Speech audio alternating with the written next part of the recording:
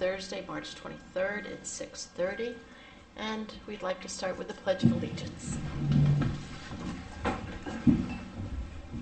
I pledge allegiance to the flag of the United States of America and to the republic for which it stands, one nation, under God, indivisible, with liberty and justice for all.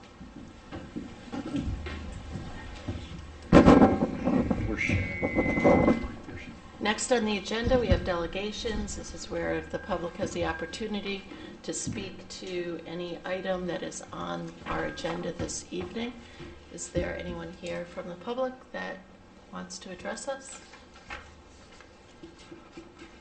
Seeing none and seeing no one on the Zoom call, we'll move on to new business.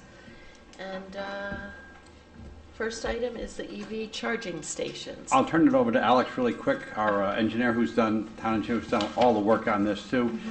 We have an opportunity to have a couple of EV charging stations placed down here at the south end of town by the municipal lots, one in the municipal lot and one on, there's a lot of feedback on these tonight.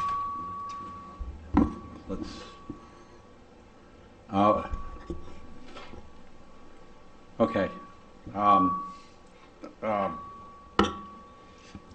wonder if it's just because this one's pointing this way. This is going to directly affect your grade. Yeah, but anyway, the opportunity to have them put there, it's roughly a cost of a little under $100,000 to do it, but because of rebates and so forth like that, we only have to expend at most about $15,000, which is what we're going to be asking for tonight. Alex will detail how only a little under $5,000 of that will be required to be put up front, and then the rest will be towards the end of the project for finishing out around that. We don't think we'll even need all that, but that's the worst case scenario. We could have had to, at least at front, put up all the money that's required, which is in the mid-90s, but the contractor who's going to be doing this, which he's vetted with several others, has agreed they will cover the out-of-pocket, the costs. Then when we get the rebate, we'll just turn it over to them. So instead of having to obligate the full amount, the only thing we're going to have to move forward is the amount of money that we'd be required to pay. So Alex, I'll let him discuss it. Good evening. Alex Close, town engineer. Glad to speak with you all this evening. So as Kevin had said, we've gone through the quite a lengthy Board of Selectmen process, as well as planning and zoning approvals for two electric vehicle charging stations, each one with 2 ports. So that would be two ports in the Hope Street town-owned parking lot and 2 ports in the Methodist Street town-owned parking lot. These chargers in combined costs would be a little over $90,000, but through an Eversource rebate program, where out-of-pocket expense would be, like Kevin said, $15,000 or less. That's just about $5,000 paid directly to the contractor, the prime contractor who I've been working with to actually do the install with their subs, and a remaining $10,000 for miscellaneous site items to actually finish the project, which is like some paving work, some curbing work. The Methodist Street has the bricks there, the strip of bricks between the sidewalk and the parking, to refurbish those bricks if necessary. So we may not use that entire $10,000, but the end result would be the rest of the money would be rebated back. And originally we were going to have the town propose that the town pay the full amount and get the rebate, but the consultant is willing to actually take on that risk and have them front the money out of their pocket and take the rebate themselves, which is obviously takes it takes the liability off the town to hit that contracted price, which is really ideal. So it's been good to work with them with that. So what I'll do is there's a draft motion in front of you which we could talk about, but I'd like to first answer any questions that you may have about these electric vehicle chargers in the parking lots. I anticipate you may have some questions. So before we get into the details of the specifics of what I'm asking, do you have any questions I can answer for you. Sure. You know, I have a couple. Yeah. Well, I mean, I have a couple too, but You can go first. I don't know anything about EV charging stations. Sure. Charge the customer to charge their car, or is it? Yes. Yeah. That would be, so we could set whatever rates, so that each charger, each parking lot will be individually metered. So we'll get a rate with Eversource, just like we do on all of our other town-owned facilities, but that rate would be, it's not like we're piggybacking off of like Town Hall or something, let's say. They will actually have their own meter. So Eversource will have a specific rate for this charging service. However, the town can charge what they'd like.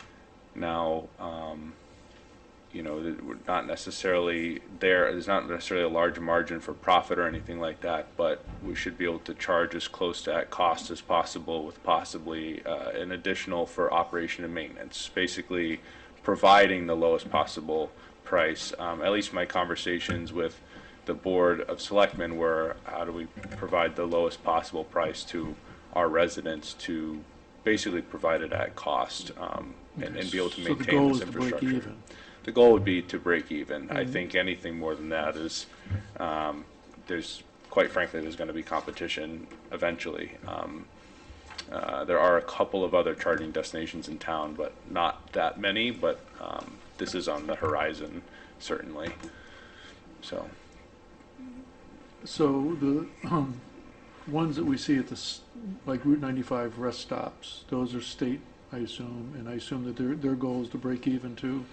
I don't think are they going for a profit? so there are so many, this is kind of an uncharted territory with these chargers, so That's why we get there to are ask so the many questions. chargers out there, and some of the legacy chargers may be free. I think that for the most part, it's quite possible that the state is still operating some free chargers. I think for the most part, speaking with other similar municipalities, they have either already transitioned to charging a fee, or they're in the process of transitioning to charging a fee.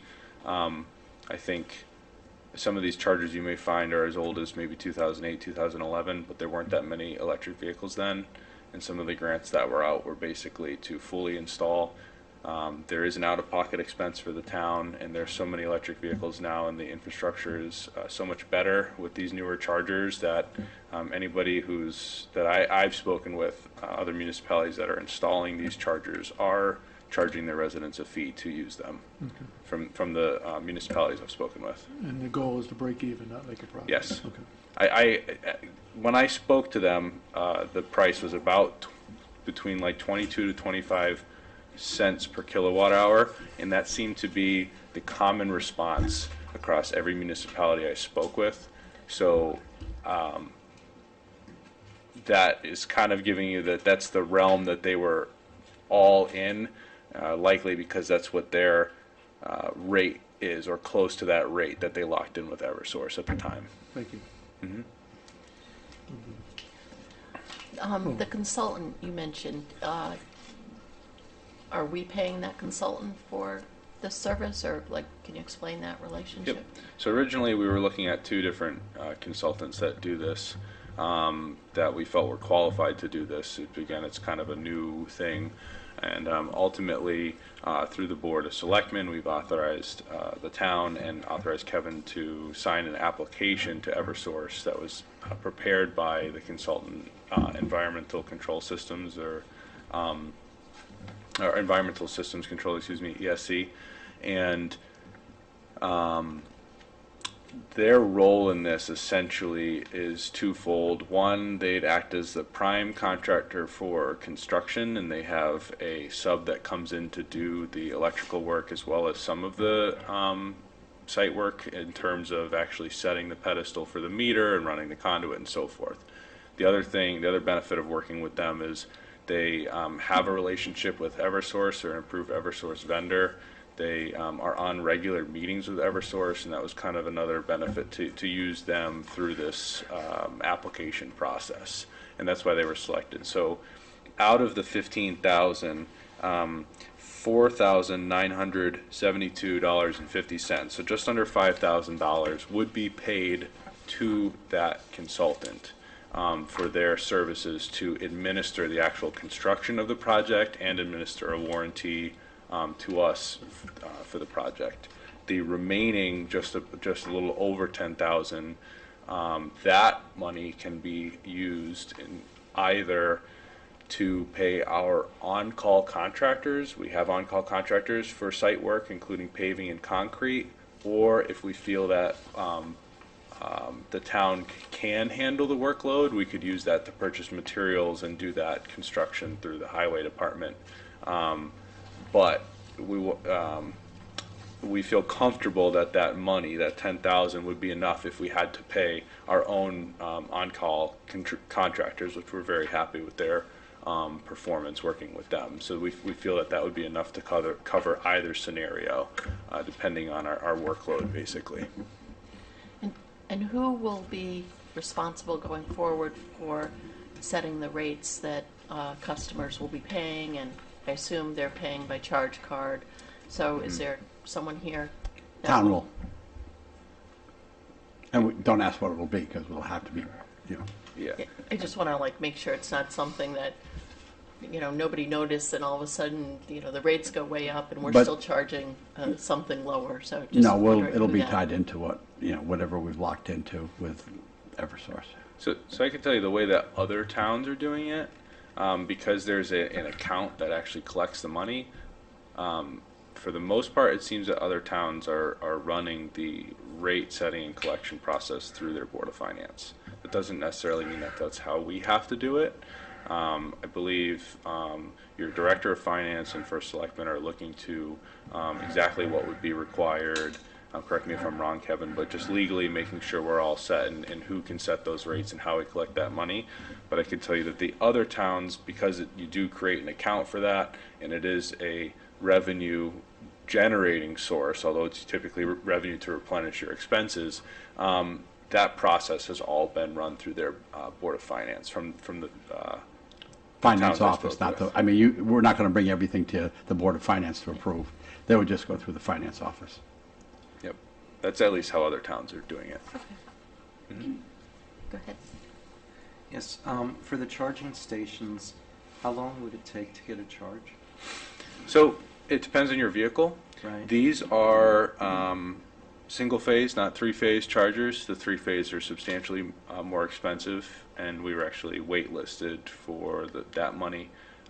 So a complete charge, what I'm told on average would be like 8 hours to do you're absolutely running on empty and you're going to fully charge your vehicle.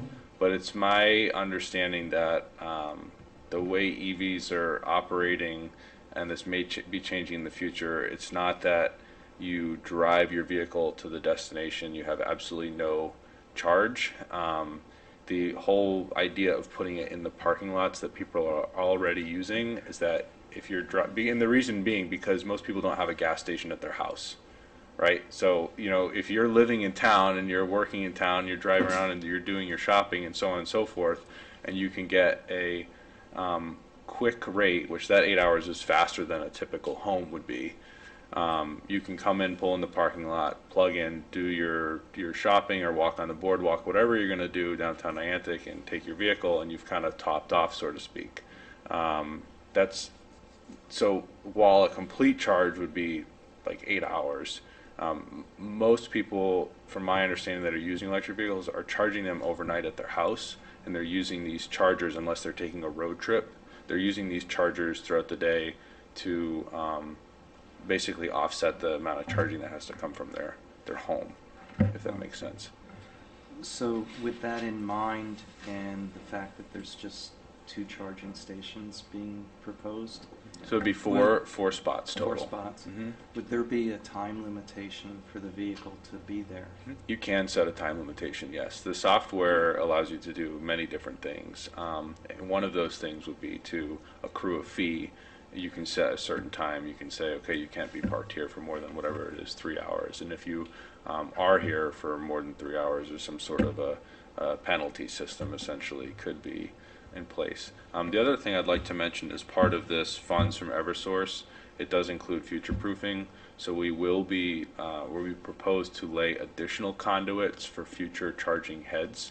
So if we find that these systems are being used a lot, the town may decide that they want to put in additional chargers. The infrastructure will already be in place. So you'd essentially just be paying for the cost of the charger itself. You're not talking another, $40,000 to install another charger. You're talking, I think the chargers are like just under $7,000 now to install the charger. So because the meter and those conduits will be in place, each parking lot, the way we have it proposed is each parking lot will have one charger, 2 heads, but they could be outfitted for a total of 4 chargers, 8 heads each. So the infrastructure will be in place to do that in the future if that's a direction the town wants to go and they find that these are being used all the time, and that would be a benefit. Right. And with the infrastructure in place, I would presume that as the national infrastructure for electric vehicle charging comes online, would that, the local infrastructure that you have for these, would that be amenable to upgrading to the higher efficiency chargers? So you would have to draw 3-phase power to use a DCFC level 3 charger.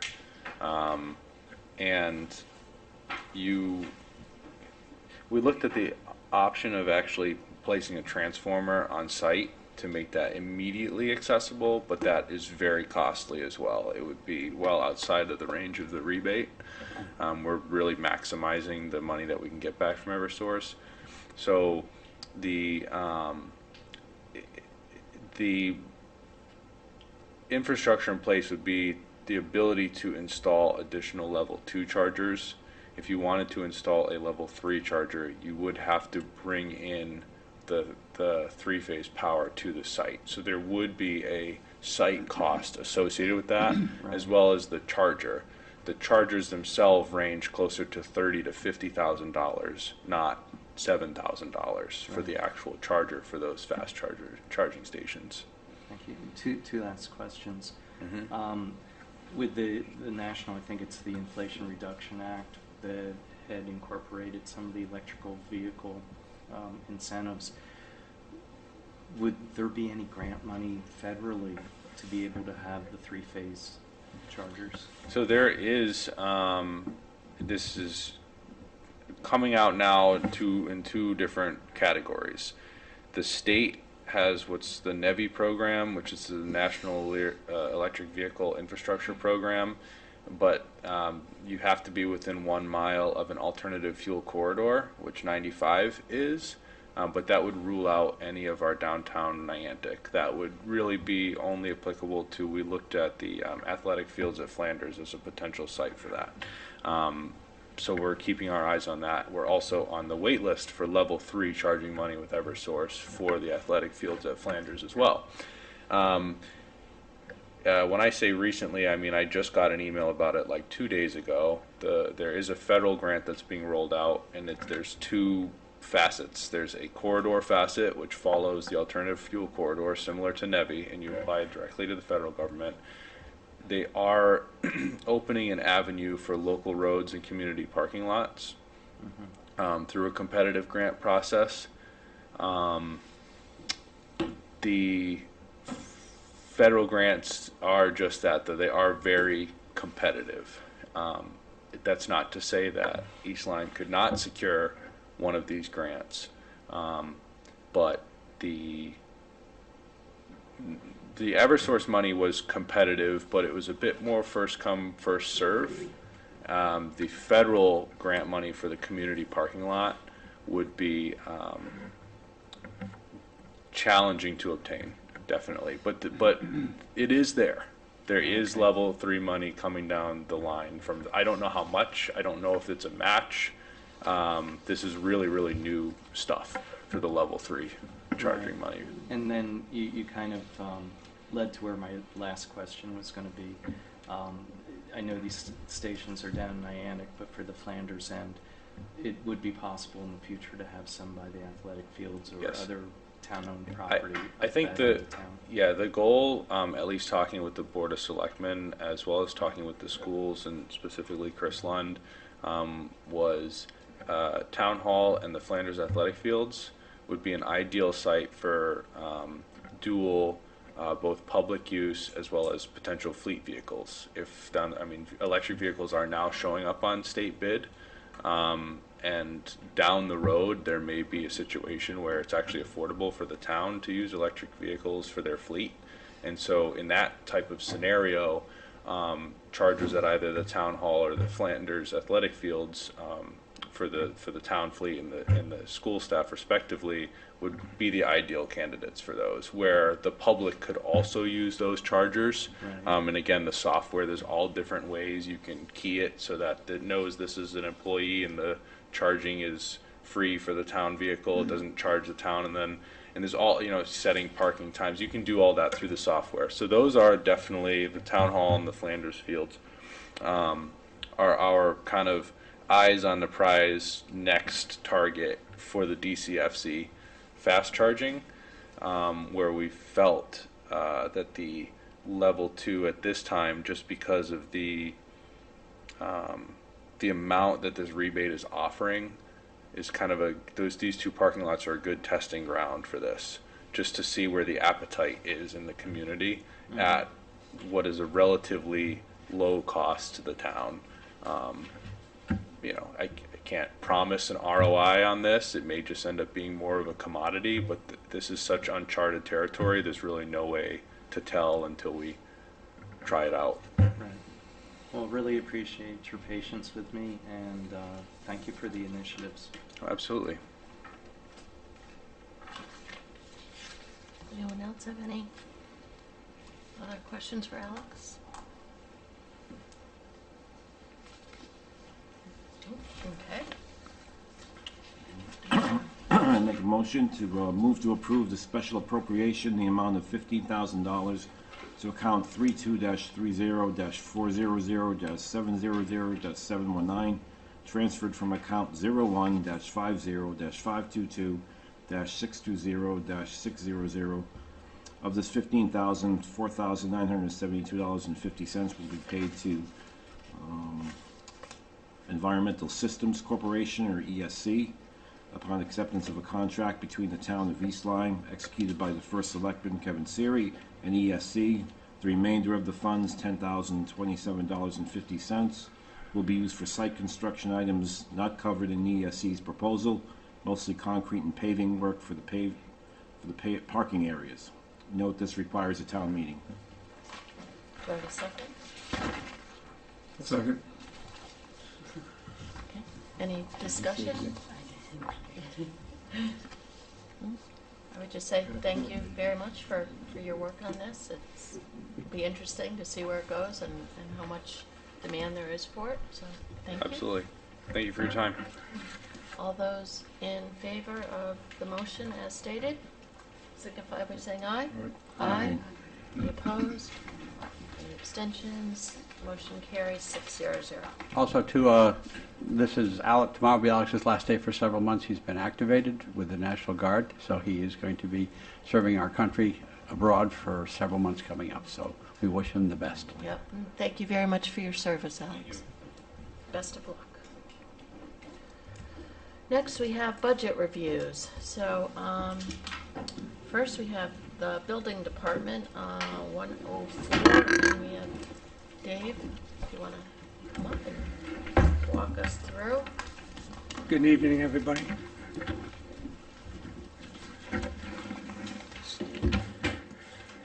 So as you all may know, I'm new to the town. It started January 3rd. I've reviewed the budget as it has been brought forward. It looks pretty adequate right now. We do have plans on, actually we put forward a motion to change the valuation structure and the fee structure of the permits. When I came on board, I noticed the last valuation was from 2016. So construction costs have gone tremendously up since then. A good indication is like The average of a custom home is well over $350 a square foot. We were charging $125 on our valuation, so.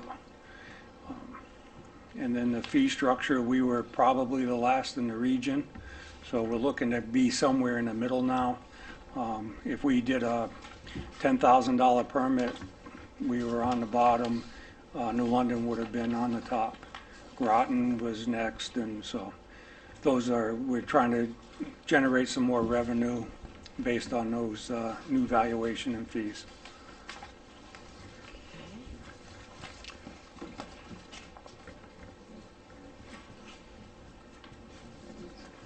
So and I don't know whether this was, whether some old numbers got carried over, but in our budget books, for the personnel services total, for the department head requested was $277,682, but on the worksheet behind it was $274,746, which I know the first selectman and the board of selectmen have also proposed a smaller number, but neither of those footed with what was on. So I would defer to our finance director for that one. So I'm going to share my screen real quick. Can everyone hear me? yeah, Turn if it you a little could more volume. turn the volume up a little bit. The microphone. Can someone put the microphone in? It's on. That's all I've got. So, Okay. oh, sorry. My apologies. Can everyone see my screen? The building department budget. Yeah, I'll if you zoom. can. I already know. I'll zoom in. There's an aging population here. All right. Hopefully, we can all see this here. So I'm sorry. What was the original question there, Denise? Oh, I'm trying to reconcile the difference between the spreadsheet with the personnel services total with the backup with the supporting description of activity. Oh, the second page. Yes. You know what? I did not have a chance to update these second work the back pages here as we were making adjustments for the first selectman and board of selectmen. So let me just see what we're talking about. I see the 97. Oh, the 76 here maybe was the adjustment.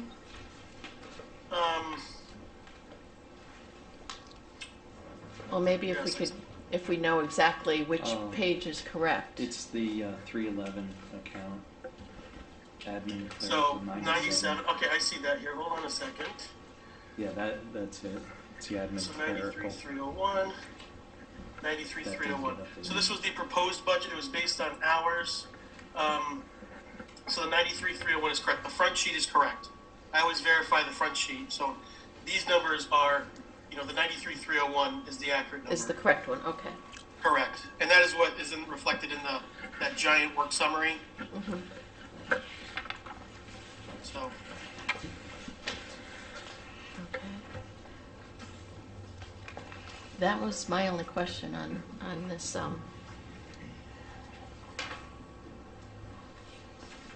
Anyone else have? It's pretty straightforward. I have a question. On the bottom, there's no fee for the revenue. Do you have any idea what that would be? I'm sorry? On the bottom, the revenue line item? Yeah, we were anticipating about 500,000 based on the last 6 years. We took the average and then we brought it down a little bit based on the construction activity. We seem to still be busy down in this area geographically. Could be an anomaly, but we're still seeing a lot of work coming in. So we're still anticipating around 500,000 for revenue. So that would be good. Yeah, yeah. Especially with the new fee structure. We were actually leaving a lot of money on the table, so. We think that's very conservative. We honestly think it'll be more than that, Yeah, but we don't want to. we don't want to, Right. so just to speak on that, the 10-year work paper shows $488,000 average.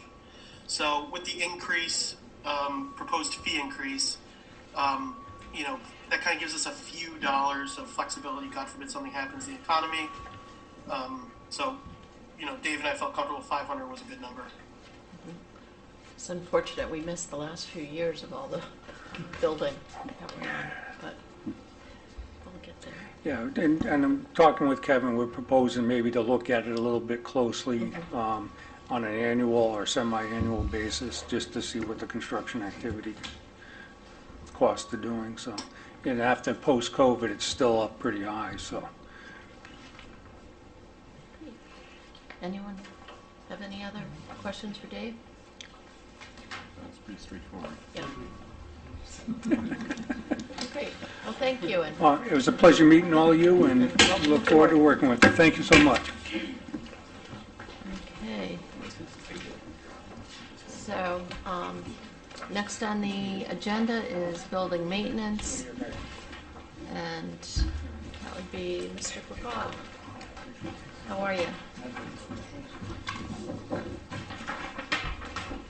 Upside down, too. Okay.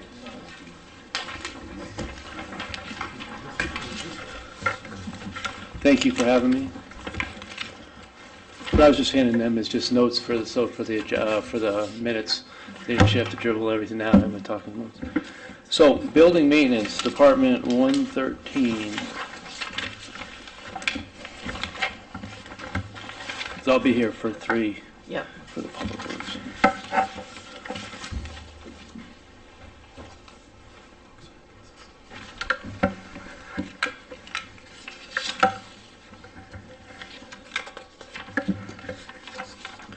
Okay, so I thought the best way I could do is just go right down the numbers, cut right to the chase.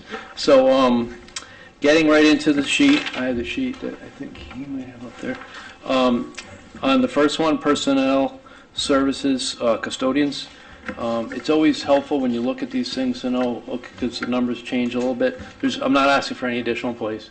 I mean, we're actually doing the best we can with the people we have, and so we're not asking for additional people. The reason the changes are, and is this the first nights of Board of Finance? Just to let you know, and you're going to see this as a constant theme throughout the whole time, if you look at the percentages on salary lines and they're high, you need to make sure you remember that last year's budget did not have any salary increases. All that money was in salary contingency. So now it's being brought forward, so it's 2 years of money. So if no one's getting 8% raises or 7% or whatever these funky percentages you see, or 2 years worth of stuff with some adjustments over those 2 years, some people might have come, people might have gone. So I'm saying that for all the other department heads. When you see those numbers, don't panic. It's all the different, the UPSU contract, which is all these people are under, and all the town hall staff. Those contracts all get negotiated. It's a 3-year contract. This is year 2. They're in for 2.75 gross general wage increases. So that's what's in here. So that first line, the custodians, the second line, I'm not sure what happened to it after the last.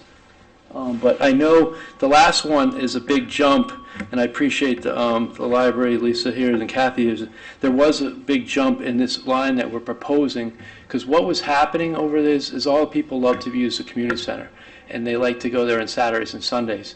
Over the last few years, or actually during COVID, before COVID, there was never any staff, like custodial staff on the weekends, and kind of, some of the staff, maybe, I think the rec coordinator from Parks and Rec used to open it on Saturdays, and the library would open. I don't know all the specifics of what happened, but we knew in COVID you had to have someone there, a custodian there, not only to clean the building on a regular basis, but also to open the building, unarm it, be there for whatever needs to be done. There's plenty of stuff going on.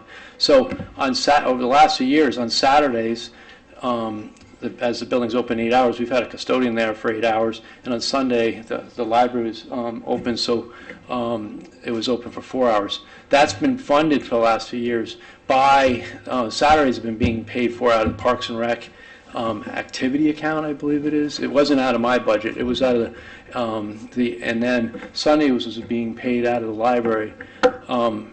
They had asked me, and we sat down with all the staff, the department heads over there, and said this really should be getting funded through the town and not through our individual accounts. So basically, the amount that was from last year, 3,000, I proposed 22, not because I'm looking to add all this extra thing. I'm bringing the money that it was asked into the town side and to fund that. Now, at the Board of Selectmen level, I believe it was cut to 12, so that means that something's got to give, because we'll have some money available to cover some of the weekend, but then, and I explained it to that the rest of that would have to be absorbed by Parks and Rec or labor or a library, or the building either can't be open or it can't be open without, or there's no custodial staff. So just to let you know, that's where that 12 number was. The 22 would have covered fully to have a custodian there 8 hours on Saturday, 4 hours on Sunday, to make sure they're there at the same time that the building's open, to make sure the bathrooms are cleaned and any of the things that are needed, and also to, arm the unlock the building when you come in, arm it when we go. So that's where we're at with that line item. Line. Could I just Yeah, interrupt? jump in and anytime. maybe for either of the Kevins, what is your recommendation? Like, for consistency's sake, where do you think this belongs? Well, we discussed this during our meetings, that this would cover the Sundays, and we'd have to figure out what hours this would be covered on Saturdays, to look at some way to maybe alter the hours on Saturdays and so forth like that. Because sometimes during the summer, I mean, Lisa, libraries close on Sundays during the summer, correct? Yes. Okay, so we'll have some area to make up in there, so that was the feeling. We'd cover the Sundays with this and budget the hours as much as we could for Saturdays on the other days. And we'd work out that schedule. But we just felt all of a sudden putting, in this challenging year, to put another $19,000 that we have to find would be a little bit difficult. And we've tried to help out, in other areas with with Parks and Rec, with the special activity account, which is where some money would come from this. We usually took, as Kevin pointed out last night, we normally take 10,000 of that and put it in, use it for revenue. We're not doing that this year, so we've left that there. So we're trying to look at other options to take care of that. But we'll be able to handle that. If it goes to 12,000. Yeah, 12,000 we'd be able to address it with other resources and so forth. There still is a component of a few thousand I need for all the other town stuff, like if alarm calls or any kind of extra calls. But that's why, and that's where the 3,000 didn't change from the usual Previous operations. years, yeah. But so it's really an extra 9,000 out of the request of 19,000. So it got cut to by 10. I think Richard had a question. Yes, I was just wondering, for the Saturday, is it necessary to have staff there for the full 8 hours that the building's open? Could it kind of be split a couple hours in the morning to open it and get it going, and then a couple? Well, if you call someone on a Saturday, Yeah. you're going to pay them 4 hours. If you call them in the morning, call It's- them back in the afternoon, it's 4 hours too. Oh, okay. So It's very challenging to get, all these things are great ideas until you have employees that you have under a union contract that you ask, can you come in for an hour and open it in an hour at the end of the day? They're still around. The person that's actually been covering the weekends has been working 7 days a week for us. So we're doing the best we can with keeping the cost down, but there is some commitment of not having them come in to open the door. It just makes it a little more challenging. Okay, I hadn't realized that. Thank you. Yep. So if I keep going along, the services contract, operations service contracts, we do look at them every year, but they are escalating, especially the HVAC ones for all the different buildings, full year, the public safety building and all the town hall and all the other buildings. So I had to increase that amount to cover those service contracts. Those service contracts, and I usually give a detail in all the narratives of what all that it covers. Service contracts for HVAC, and also all the alarm systems, the pest control, sprinkler inspections, all that. I also tried, building maintenance has been really challenging with all the different buildings and now taking on the public safety building and just all the other things we have. The cost of repairing everything is really, it's again going to be a theme with other departments, but we're really struggling with the cost of what everything is. So, if everyone costs, 5,000 before, now it's 9,000. Well, that comes out of one line in building maintenance, is line 222 is building maintenance. And so I was trying to put an extra $10,000 just so that's all the things that aren't planned. That's not, that's not replacing an HVAC, air handling system or the bigger stuff. It's all the other stuff that breaks down, so we don't have to come back every time something breaks. So there was a real need in this in this budget, because even though it seems like it's not a big line item, that's all the buildings. That's the community center. That's here. That's the FSB building. So it's pretty important. Line 295, fire protection. For those that have been on the board a while, that's the line that the water department charges the town for all the fire hydrants, and there's been a lot more fires in town. Every time these fires happen, there's 900 hydrants around town. That line item used to be $70,000 about 18, 20 years ago, and I don't know what happened at that time, but that number went from 70 to 15, and every year we've been building it up 10% to get it back to around the 70 at the request of the Water and Sewer Commission. So that's why that line keeps going up, and we're getting closer to the numbers there was 20 years ago. Telephone, I think there was some increases in the Nutmeg network and a few other costs. I was able to, the custodial supplies, I knocked off 3,000. I had jumped it up when we did bring on, so this is the first real full year. We've been in the public safety building now since January last year, and it's starting to stabilize with what you need, and the vacuum cleaners and all the other things and all the supplies and all staffing up. So I was able to look at, okay, I don't need as much there, so we were able to drop that. It's always great when you can drop lines. The last one on building maintenance is heating oil and propane, and everyone has their own heatings, so you probably could feel it at your own house. Well, it is here. We've been getting, it's only 2 years ago we were probably paying $1.20, $1.30 in fuel oil, and now it's $4 something. So this line's been very challenged. We were very fortunate to go to natural gas in the community center a few years ago and have a bunch of buildings on propane, which the cost is a lot more affordable. But that 122 is a pretty essential. I mean, you certainly can knock it down and then I'll ask for more, but I can't control it. I got to keep the heat on. So that's a pretty. I track all the fuel usages of not only the heating fuel but all the road fuel, which we'll get into later. And I really, it's not like I'm just putting 5% more on it. I really look at how much we really need. Was like this, we all got lucky because this year was a mild winter, so we were all pretty happy. But you have to put a realistic number, or this number is going to go out, and then we're going to be asking for more money later. So I think that's a responsible amount. So that is Department 113. If I can answer any questions, I'd certainly like to do so. Your explanations are always very thorough, so. Thank you. It doesn't leave me with many questions. How many square feet are you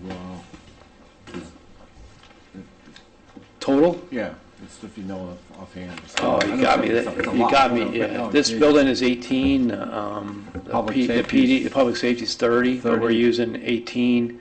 The community center is 33. Field service building is real big. It's 35,000 square feet, but it's of the office space. I probably have it somewhere downstairs. I don't have it off the top of my head, but it's a lot. Yeah, I'm just curious. Yeah. One thing I do want to mention to you guys, good news and bad news. I'll give you the good news first. On the electric line, the reason it's not going up is, he was talking, I did want to jump in when Alex was saying about the cost of the supply. We have supply contracts that we have, like everyone at their own house. I was looking into supply contract, like, for the supply cost has gone through the roof on Eversources. The town locked in a 5-year contract that's due December 25. It's not this next fiscal year. No, December 24. So the budget we're talking about right now it goes to June 30th of 2024. So we're good through that. But then we have 6 months and we're paying 7.6 for supply. Now, one of the things you'll realize, and I'm sure the Board of Ed is going to tell you, that there's a lot of things that are higher, but one of them, is electric, because their contract did run out. And I think they rebid theirs at like 11 or 12 cents, which still isn't a lot, but ours is 7. So that's why I'm not increasing the electric one here, is because we're still under that old contract. but unfortunately that's coming. We're going to be paying the piper soon, and that goes for also water and sewer. So, between this contract, the town electric contract, the water department, the sewer department, Board of Ed, we use a lot of electricity in this town, so that's why we were able to hold the line on electric here. So good news now, but next year's budget, we're going to have to take that into account.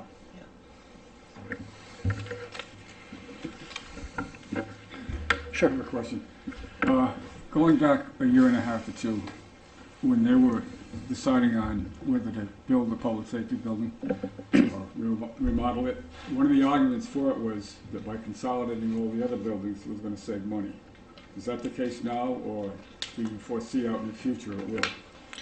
When you say by consolidating, what are you talking of the buildings? The 171 Flynn? You had to remodel the Honeywell building. Yeah, no, I understand that, but you're saying consolidating what? With consolidating emergency management? Flanders Firehouse, Yeah. police station, across the street, the old one.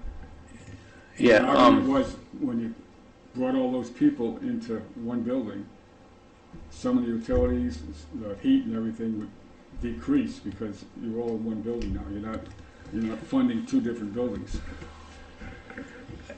That's a hard analysis to exactly think, but let me comment on this. The old police building that no one's in right now, it was electric heat, and we've kept it at like 55 this winter, so that went way down. We didn't turn it completely off because we're still trying to figure out what's going on with it. Yeah. So that's a win. That building, the public safety building's on propane, which is a good heating source as far as our propane rates are actually very favorable. So that's a good thing. We still have important emergency management equipment. There's a lot of still equipment in the old dispatch building, so it's not like that building's completely shut off. There's definitely some consolidations, but on the flip side, it's a 30,000 square foot building that you're using 18, but you gotta you can't have the upstairs at 40 degrees, so Right. you still gotta heat. So when the town builds out, and if there is a good use that they can be done, it'd probably be better utilization of it. But upstairs now, you still got to keep it at 60, 65 for 12,000 square feet. There's a lot of room up there, and there's talk now of trying to have some more public meeting space because we're in such a jam of public meeting space, and there are some nice, but you're going to have to then keep some heat on there. So we're trying to have some economy skills. I think there has been. And I think that building has not been an energy hog. I mean, it's been pretty efficient for all the things that are going on there. It just is a big building. So, and there's a lot of power use with all the dispatch, and I mean, there's a lot of technology in that building. So, it's not it's not a light building as far as power usage. I think it's gotten some good efficiencies there, though, and a lot of good So things. down the road, say somebody buys a Dominion building, that'll be off your grid. Correct. And the same for the old Flanders Fire Department building. That won't ever be off the grid because of all the town equipment. There's a lot of town equipment still in there. Okay. In the front of that building, there's an area that's still being used for equipment that's still actually got to be cooled. So I don't foresee that building ever is going to leave the town coffers because that's where a lot of it's like a middle station when they move that, is my understanding. I wasn't all involved, but I know that there is equipment there that will never leave. Yeah, because going back again a couple of years, maybe even further, some of the rumors I heard that was the school system was going to take over the building. That was one thing. And then The school was never interested in doing that. I don't know. No, they're never interested That in was a it. false rumor. If it was on Facebook, it was true. False news. But no, it was never, they never had any interest in that. That was just rumor. All right, thanks. Yep, you're welcome. So Joe, again to that building that John mentioned, I thought that was agreed that the Historical Society was going to move into there and the ARPA funds were granted They towards have Pulled out. since changed their mind on that so that the ARPA funds have not been used in it though, at all, Okay, so so have been those will expended. return. They're looking at a different site right now. Oh, okay.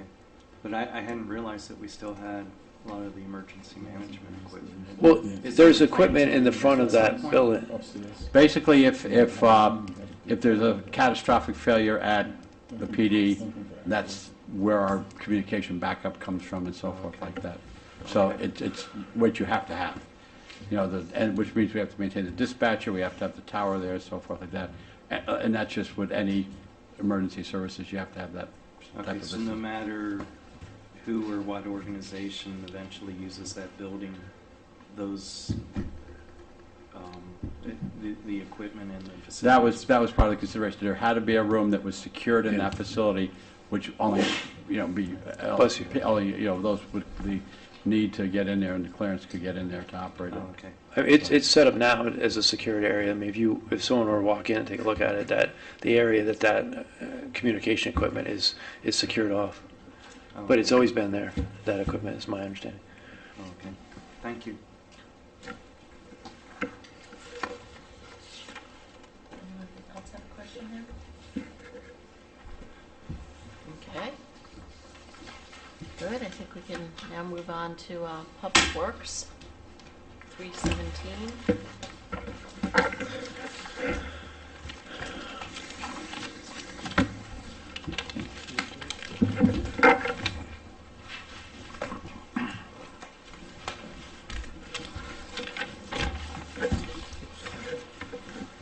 All right, same, dive right in, same like last time.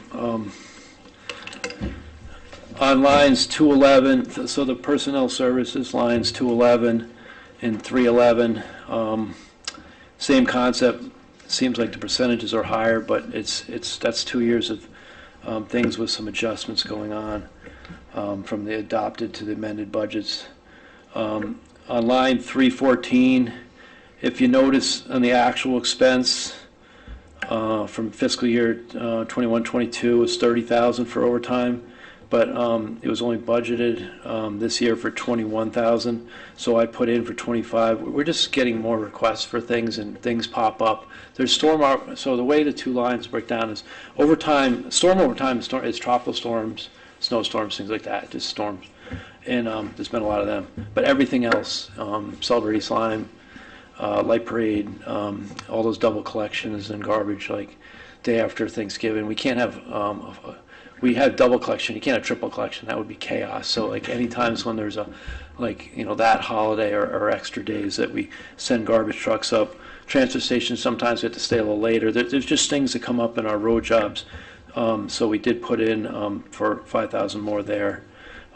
Storm overtime, it's funny because at the Board of Selectmen, they were complimenting me on how such a nice mild winter it was, and then we had like a week and a half. I told him, why'd you them say not that? to say anything, too. I Then, said, then "Do we not- had do three not." storms in March. I mean, they didn't end up being anything, but just so everyone knows, like, if the Weather Service says there's gonna be 3 inches, and it's our job to get out before and make sure the salt's down so that you're ready and stuff like that. You got you guys in. They probably turned out to be some duds, but it's always the time that nothing's going to happen, and all of a sudden it's chaos and you have no one in and the guys can't get in. So, you had to call some guys in. So I wish they didn't say, because it was nice and mild, because then we had a little bit of a rougher March. But it's been mild, and there's going to be some savings in the storm overtime this year and the salt budget, and the intention is to, obviously that will be there at the end of the year to go back in the general fund, so it's turned back in. Could I just back up 1 second? Sure. With the 314, and maybe this is just semantics, but it's overtime highway. We're not talking highway, so we're talking. Yeah, street. well, highway department. Okay. Yeah, overtime highway. I didn't call it that, or maybe I did. I don't know, but it's just overtime for this Wanted to department. make sure you weren't working on Well- the highways out here. Yeah, no, no, it's just These are the overtime. names It's these are the names from the accounting system. So whatever the accounting system is, this is what it is. If it's not 100% accurate, we can change it, but it is what the accounting system is right now. So line 316, 317, not large increases, but this is another theme you'll see, and maybe in the budgets that I'm presenting, I have more people, so it jumps out a little more. But there was, in the UPCU contract, there was some adjustments or some increases in longevity payments and a uniform allowance money, so that's why it's not that there's more people. And I should have prefaced it by saying I'm not asking for any new people in the highway department. It's the same staff size. The service contracted operations lines, I put in all about I actually did increase the road so line 224, road reconstruction, we have a detailed breakdown of all the different things that happen in highway and sanitation do there. There's one line item that basically fixes everything that you don't know it's coming. The drainage job, you have to fix a zillion potholes. Whatever it is comes under road reconstruction repair. The yellow lines down the double yellow lines on the middle road. That's road reconstruction. That's usually about $18,000-$19,000. So all that stuff is getting more expensive, and unfortunately, you guys, everyone knows it and hears it, but it's the reality that we can't keep holding these lines because you're basically shrinking the services of the things you can do. I mean, we can, and we'll shrink the services we can do, but I was trying to put the amount in to keep up. Do you have a goal each year of how many miles of roads For what? for reconstruction? Well, so, yes, we try as much as we can, and I think this year the plan is 10 or 12 miles. That's handled in a different area. The road bond, which is every year, the 850 that we've been doing, is between that number and another line that you're going to get, Town 8 Road. We add the two of those up, and then we look at the needs of the town. And I look at the map, like a map over there, and we have all the roads rated. I have a rating. We do a pavement rating system, and we basically look at what roads need to be worked on. And everyone always thinks it's like, oh, you got to fix the worst road. That's not the right thing to do. The right thing is to we have 117 miles of road in town. If you always fix the worst road, you'll always fall behind because you need to, it's like your car. If you don't get a oil change for every 30,000 miles, then the car is going to fall apart if you keep at it. So that's why you're going to be seeing a lot of these neighborhoods that we're going back into that haven't had any kind of treatment on in the last 10, 12 years. They're primed to actually get a treatment that's cost 1/5 of what it's going to cost to reconstruct the road. So that's what we use. That's what we're trying to spend, and we're still mixing in the roads that need to be fixed. But I think we've done a really good job of knocking out, like Saunders Point. We did the area over there. We just this fall we did these roads right here, Clark, Luce, on all those roads. We've really banged out, so there's really not a lot of bad roads left in town. But we're really trying to spread it out. Like there's some roads, collector roads. Last year we did Dean Road. We did it in advance of all this work coming. We knew 95 was coming, and we want to do a quick treatment on Riverview and Roxbury after they had the gas main job because we want to get it before those roads start getting pounded with a lot of traffic. So we're trying to stay ahead so these roads don't deteriorate, and that's kind of a whole. If you plan it right and be proactive about it, then we're ensuring the investment of the taxpayers by keeping these roads. I think the roads in town of East Lyme are very good, and we put a big effort in the last 5 to 10 years on instead of fixing potholes, we fix them. I mean, instead of patching them. So instead of patching them, we fix them. We cut it out. So there's a lot of these patches that look like they're like, if you go down the beach areas, there's all these patches all over the place. Well, there's no potholes anymore because we patched them properly. So all that is, I think, good stewardship of the taxpayer dollars to make sure that without an infinite supply of money, we're going to keep as many miles of road. So that's our plan, and our staff does a great job with it, and this funds it. So,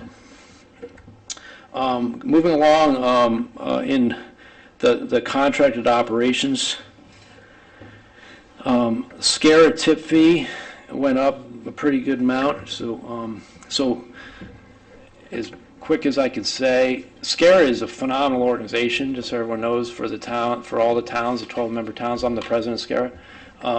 And when I got here 10 years ago, Paul Formica says, get on the board of SCARA. It's going to have a really big impact. And it is important because the cost of waste in the state of Connecticut is about $105 a ton. We pay $59. It's a phenomenal deal, and we're trying to keep that going. But SCARA is being pressed with the cost of the tip fees, and they're going up 3% a year. And I've been working on their finance subcommittee to try to be able to tell boards what to expect, because it could be a big cost. I mean, if I just said $59 and the state's paying a $105, then this line could easily be $1 million. If you were somewhere, any other town in the state of Connecticut, that line could be $1 million. So just at council of government meeting, one of the things, several towns that aren't part of this, they're having, because now they're having to ship some of their refuse out of state, and the cost of that is just really becoming difficult. And these are small towns too, that, that do this, because most of them don't have their own, they'll pay for the garbage, but they'll contract with the service to do it. They don't have their own vehicles to do it. And those costs are much, much higher than we do between having our own garbage removal and plus with working through SCARE and the ton of work Joe has done there. Yeah. It makes it to the point where, even though we're going up compared to what we're seeing elsewhere, it's extremely reasonable. I mean, it's a phenomenal deal, this, and just to I'd like to let boards know that, because it's if we have a household hazardous waste day coming up in May. It's going to be at the high school. You can clear out everything and bring it all free. You can go bring it. We have the grinding that happens up there all free. Waste oil free, mattresses free. You go to the transfer station. It's a pretty and the guys have done a great job. And like, if you haven't been up there, drive up to the transfer station. We're putting a new scale in right now, because the scale has popped a hole in it, 5 holes in the last 2 years. Like, a truck's on it and pops in. It's like 30 years that the scale's shot. Well, we got a steep grant for 125. We got low SIP that we put away 2 years ago for 102. We were bridging with a little bit of money. We're gonna get a new scale, a new house. That house is like decrepit. It's like worse than someone's home shed. The guys deserve a bathroom up there. There's no bathroom up there. We're putting in a little handicap bathroom with septic. So we got a lot of good improvements, and it's not pounding this budget because we were planning ahead for that. So that's an exciting news. Bulky waste, if you ever gone up there, bulky waste costs of the tip fee has gone up 15% in this last year, and the transportation cost has gone up 35%. They just keep pounding us with higher costs. So this number is going up. However, on the plus side is when people bring bulky waste to our transfer station, we charge them for it. So like you were saying, someone was saying, I think it was, Denise was saying about who's keeping up on electric costs. We keep up on these costs, and we keep raising the rates at the transfer station as a user fee, and to keep up with the cost of what the increases are. So the revenue lines are going up. So even though this line, you usually look at expenditure and you don't really see the revenue's going up too. So it's a net neutral to the taxpayer and to the person that wants to dump everything in the world of bulky waste. That's fine. They just have to pay for it.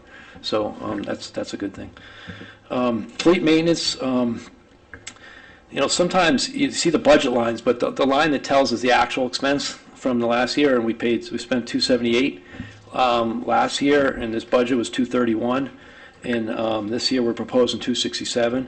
I mean, we're on pace to spend about $260, $270 this year, and I have to take that money from road reconstruction and forward it to fleet maintenance, because we have to fix our vehicles and make them safe. And just the cost of parts, engines, all kinds of stuff. There's a lot of fleet. We pay for all the parts on the police vehicles, for all the senior buses. We work with them. There's a lot of vehicles, plus Parks and Rec, highway, sanitation.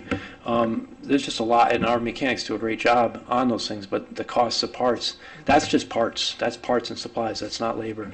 Our mechanics are doing labor. We don't outsource anything there. They're a very talented group.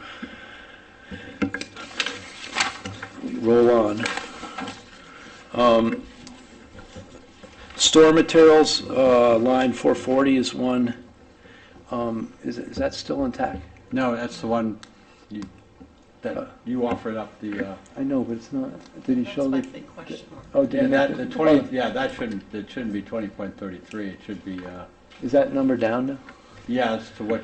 So, when the Board of Selectmen made some cuts, and that was an area cut, because one of the things we do with the salt costs are going through the roof, but because it was a light winter, we loaded that salt dome up to the gills with salt right now. I mean, and knock on wood, now it's March 23rd. I hope we don't have any more usage, but we should be in a little better position next year, because the dome is absolutely completely full. If you start the year with a half a dome, you're already 100,000 into it of having to fill it up. So we thought we could be able to get by this year with less on storm materials, because we didn't have to use as much, and we filled as much. We have, if you've ever been out at Capitol Drive, we have that dome, the salt dome, and it stores about 1,800 tons, and it's full right now. So that's a good thing. It's always good to start the year full and not on a half tank. So that's why that line went down. And fleet fuel. So just so That was clear. we reduced that Joe Board of was in Selectmen. with, I mean, actually, he came to, I sat down with him and said, look, we need to make some reductions going in, so Joe came up with that offer, that we didn't do it without his knowledge or input. So you both think that this is doable to Mhm. go from Yeah. 212 to 1? Yeah. If we get in a bind, we can take money out of Town Aid Road to pay for it too. So there is a safe parachute here that we're going to keep putting salt on the road next winter. So, and then the last item, last two items, streetlights. This is the one I'm most excited about because for all you guys remember, I've been telling this board for the last 7 years you're going to see savings, and you finally saw it. 7 years ago, we made the decision to buy all the town lights from Eversource, $430,000, and spent another $400,000 on retrofitting the whole town. So it was $800,000. We took out a 7-year loan, never paid any more for that line item. So that line item never went up, and I was saying all along that in year 8 you'd see significant savings. Well, there it is. I mean, the line went down $145,000 forever. So the beautiful thing about it is we have all these beautiful streetlights in town, 1,700 lights, 1,700 lights, and the electricity is only 25,000. They used to charge us 210. So that's the beauty of owning your own lights with LEDs. They do go out, and we have we put out an on-call contract for service. I've worked with Paul. I know it takes a while to get something fixed. Try as my best I can because I don't control ground faults. But I sent out a contract today and they fixed 7 lights. So I mean, we pay them an hourly rate. It's a lot cheaper than what Eversource was taking. This has been a win because I think the people like it. The lights have been. We manage it. It's not managed by Eversource, and we got a big savings. So. Right in the year that we needed it. So, and then the last one, Town Aid Road, it's like I didn't cut anything. That's just a grant. So the grant, the state tells us how much. The director of finance, Kevin Gervais, says this is how much. It just happens that this year they're giving us $20,000 less than that. So I didn't cut the line. The Board of Selectmen didn't cut it. That's just what they're telling us we're going to get. So that's why that line went down. And in summary, this whole budget is at with an inflation running crazy, and this budget's at 2.6 or.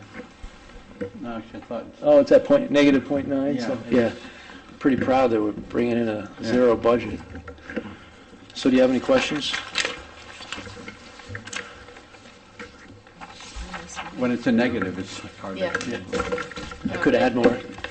It's a great explanation, too. It gives us all a greater understanding of the challenges that go into this, and so I appreciate all the work that you do in explaining everything Well, very clearly. and you'll hear from a lot of the other, the town, and I'll speak, the town has some great employees all across the board, and then I'll speak for my department. It's because of the people in our department. They do a phenomenal job, and I think they give a great value to the town. And then, when we flip back to 105, or if everyone's through with Public Works? Yeah, this is the quickest one, because there's really not much there. There's people and pencils. The only 2 items of note that I'll wait till you guys. Is it Department 105? Yep. The only thing, the notes, things, just the town engineer position from a percentage. Alex Closett came up before, came on board last year, and we adjusted his salary to more in line what he should do, and I think the town gets an unbelievable value for him. He does a phenomenal job, so that's why that percentage just is a little higher. But the admin assistant, just to let you know, is we have an admin downstairs in Public Works. It's 75% charge to the town and 25% to the water department. And stormwater management is the last line. We just had to raise it a few thousand. There's so many more permitting requirements. The cost of sampling is higher.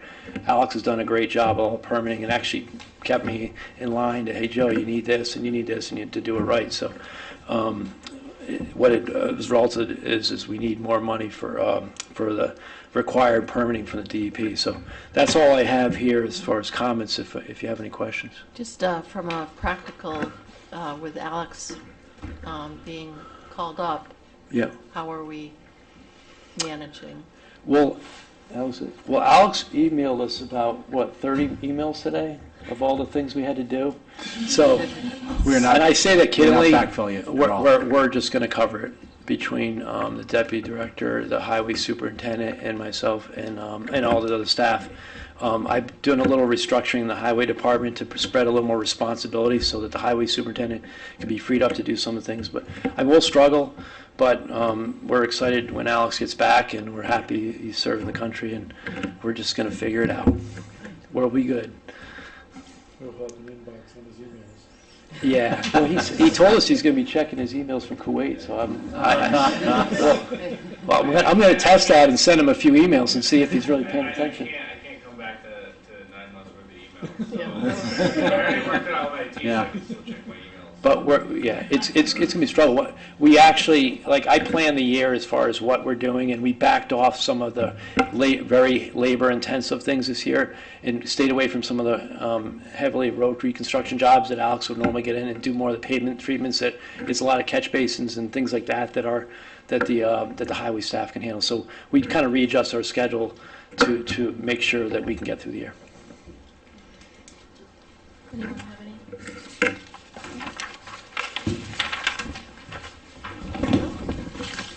All right. Thank you. Thank you, Joe. Next, we have the East Lyme Library. Lisa? Number 20. I do have our annual report. I don't know if you have it. Summary. Yep. Thank you. Do you have one? No, thank you.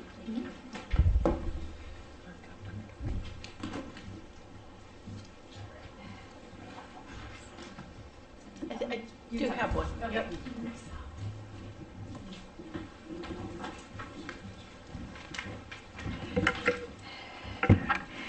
Okay, I'll just get right to the budget as well. We're looking at a 4.87% increase, but I just wanted to remind the board that the last 3 years, we've taken a cut. We've decreased how much we've asked for. We have eliminated one full-time position and replaced it with a part-time position in order to help cut back and save money this year and hold the line. And the budget I'm submitting this year is still almost 2% below what it was in fiscal year 20. So we're doing, I think, a pretty good job in holding the line and figuring out where we can, be more efficient and whatnot. The increases that I have in the budget are staff raises that match the town unions, the health insurance with the advice of Kevin, the finance director. And then we've had a reasonable amount of increases in different fees, whether it's insurance or books or whatnot, just because everything's inflating. So, are there questions?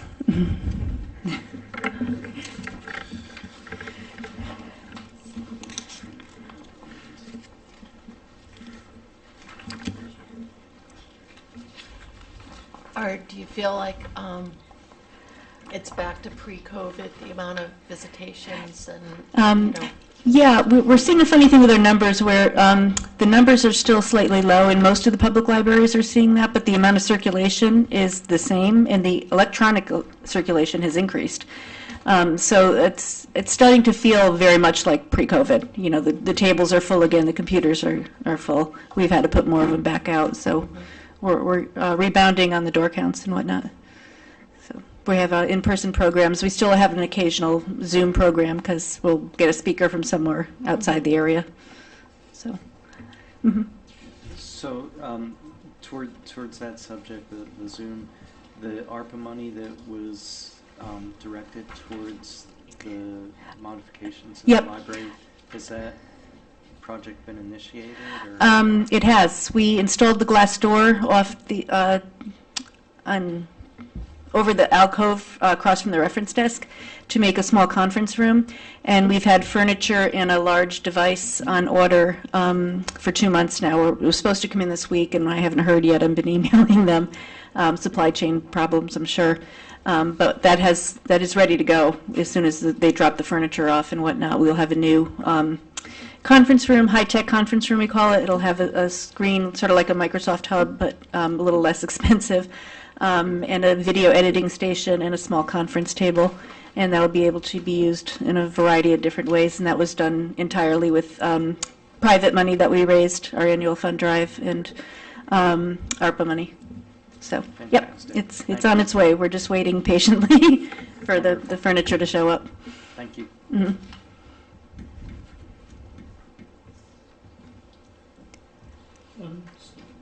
I guess I'm looking for an explanation on the staffing. You're saying that you cut some staffing, but we're looking at an increase. So I just don't understand that. And the hourly wages line. Yeah, the hourly will increase because we have an hourly person replacing the full-time person. You'll see the full-time salaries were proposed for this year, 621,000, Yep. 604,000. We're going down in the full-time. In the hourly wages, we are going up quite a bit though because we're pulling in more part-time staff. Oh. And the overall was up.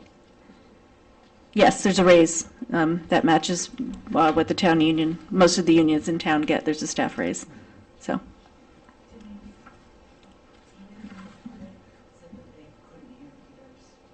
I'm sorry. Oh, I'm sorry. To repeat the question, I was asking for a clarification on the salary increases. right, Okay. yep. And I explained that the full-time line is down and the part-time line is up because we made that adjustment. We were able to do that. Yep. Under operations, down where it says credit card fees, Mhm. I see that they went. Operations. Double. Why was that?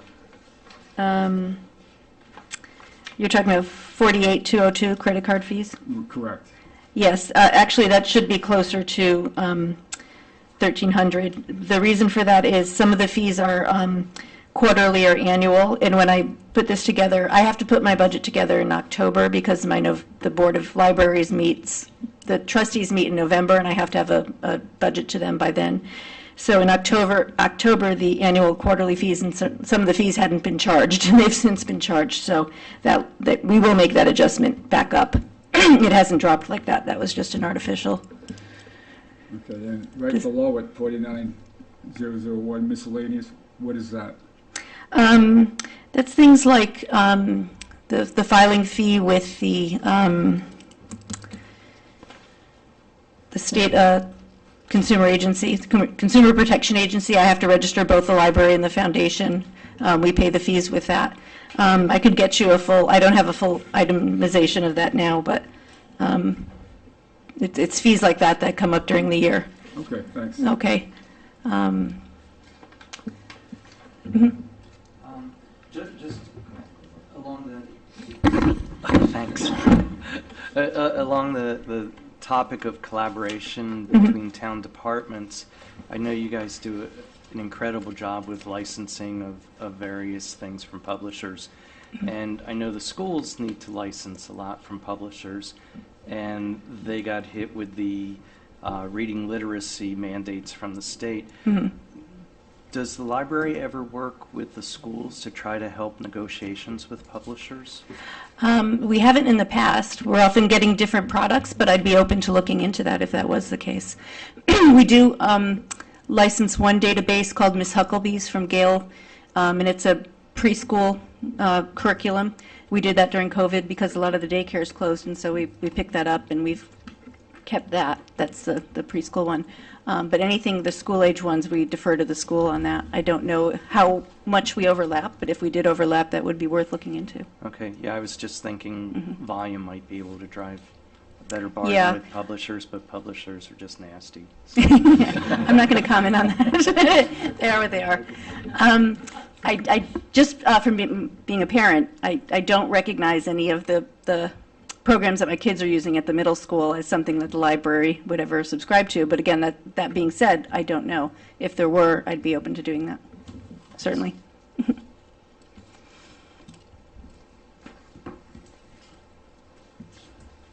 anyone else have any questions? Okay. Okay, thank you. Very much. And next on the agenda, Commission on Aging. Yeah. And this is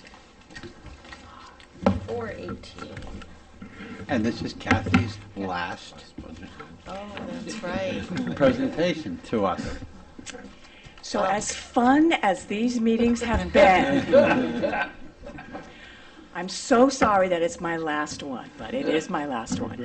But with that being said, I did want to mention that over the 28 years, the different personnel of Board of Finances, I've always felt like the Board of Finance has supported the senior center. So while it is, difficult to be here and to ask for money, it's always felt like the support from the town was here. So thank you very much. So I wanted to make sure I thank the boards for supporting the senior center over the years. And thank you for all you have done Thank this year.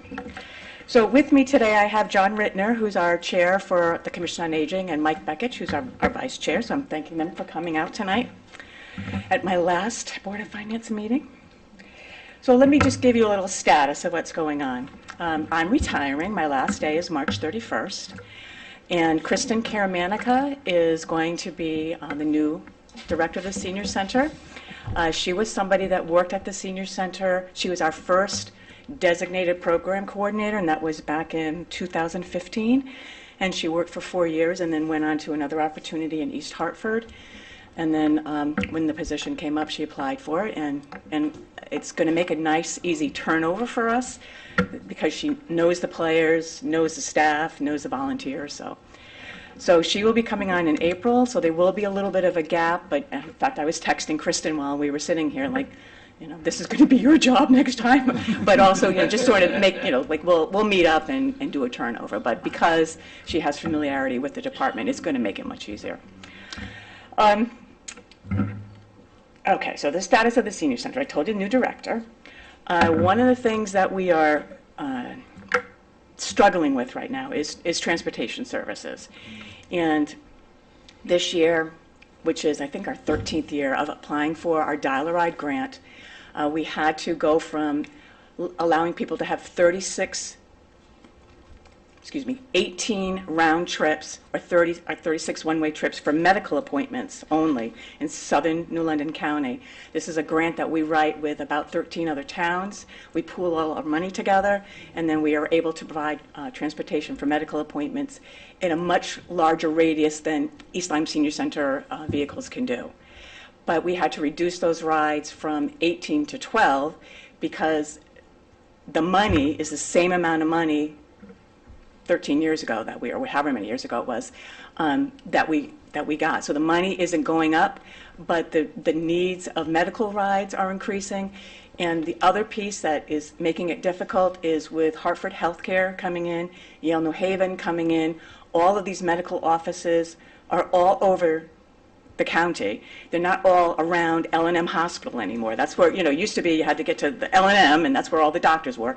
They're all over the place. So it's been making transportation difficult. So when we had to reduce our Dial-A-Ride rides, we're now looking at expanding the senior center capability of providing rides. We're not going to be able to do southern New London County, but we're going to try to get into the New London area and the Old Lyme area more often for those medical appointments.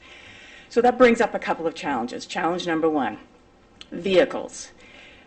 I basically run with 2 vehicles at a day. And that pretty much is a full-time transportation service of here in town. If we're going to go to New London, if we're going to go to Old Lyme, and you take one vehicle and one person, and you bring them to their medical appointment, they're out of service for us for probably an hour. So you need to look at having 3 vehicles on the road. 3 vehicles means 3 drivers. So one of the things that is happening sometime this year is my full-time driver is going to be resigning and relocating. So when that happens, we're going to look at that full-time position and take those hours and break it up into 2 part-time positions. So I'll have 3 part-time drivers. I'll have 3 vehicles. I'm hoping to keep the rusty, what we call affectionately, our rust bucket vehicle that is currently over at with the public service building. That's our backup vehicle. We do quarterly maintenance, so that we have a backup vehicle to run when a vehicle is going through getting its maintenance, or unexpected maintenance, what have you. We're hoping to keep that vehicle viable enough that it still can be our backup vehicle, because we are also waiting right now, patiently, for the vehicle that was supposed to be delivered in October of this year, October of 2022, which was a grant that I wrote, a 5310 grant through the Department of Transportation. It was supposed to have been delivered. It's still not delivered. Every call I make about what's the status, it's somewhere, just not built yet. So once that vehicle comes in, my hope is to have 4 vehicles. Mr. Rust's bucket to you would be still at the Public Works, Public Safety Building, only used as a backup when a vehicle goes down. My anticipation is not to have 3 vehicles run 5 days a week. That just puts a lot of pressure on the vehicles, on the drivers. But I'm looking at probably 3 vehicles 2 to 3 times a week, and then that gives me the ability to schedule vehicles through transportation, through maintenance quarterly. You have control over it. You don't have to mess up your transportation system. So that's what we're sort of looking to do as we move forward. So there is going to be some changes with how we're providing transportation in terms of employees, vehicles, schedule.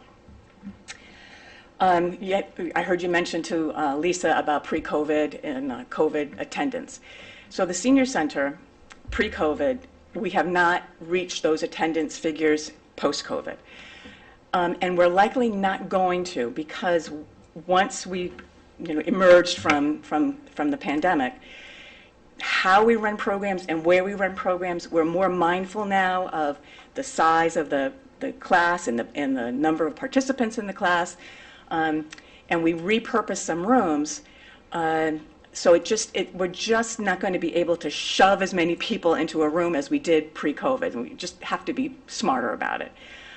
Which leads me to the feasibility study that the Senior Center, Park and Rec, and the library is going to be doing to try to look at space allocation. And is there anything we can do in that building to rearrange space so that we can make more activity rooms, anything, just something that we can hopefully readjust in that building so that we can have more program space. And then the last thing is that sometime after July 1 of this year with the ARP funds, we are looking to hire a social worker for the town.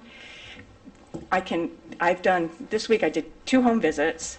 I've had people come in for the Affordable Connectivity Act, program. It's to do the internet, free internet application. So I've done that. Energy assistance. I've done probably about 250 applications this year. When we do open enrollment for Medicare, that's a huge job, and it's a time-consuming job because you're sitting down with people and talking about their insurance and reviewing their medications and who are your doctors and all this other stuff. So we are looking to have that social worker. And it's going to be a town social worker. It won't just be specifically for the senior center, but he or she is going to be located within the senior center. So we've taken a closet that did have a window, and we've unloaded that, and we're going to put a desk in there. But that will likely happen sometime after July. And that was sort of a strategic decision on my part. New director's coming in. I'm going to let that person handle, what they feel is a good fit for them, because that's going to be probably a very closely working relationship. So you'll see some of my line items have gone up because... Kathy, can I interrupt with a question? Of course you can. So you just got me thinking with the time that you spend with the Medicare. We've kind of just gone through that ourselves at home, and it seems to me that there were a lot of people that offer those services, and you don't have to pay. They're making money by getting you. So I'm just wondering, would it make sense to kind of work with one of those providers rather than doing that yourself? Because the thought plenty process, of people who can. But because they do get paid, they're going to be getting a commission from a particular insurance, where we're just looking at these are the options for you. I'm not going to get paid. I don't care who you go to. There's no benefit to me as to what option that you take. So we just try to give unbiased. We have providers come in and explain insurances, and then people can contact them directly if they'd like. So we have presenters. You could call it like that, but it's we just feel like it's an unbiased opinion.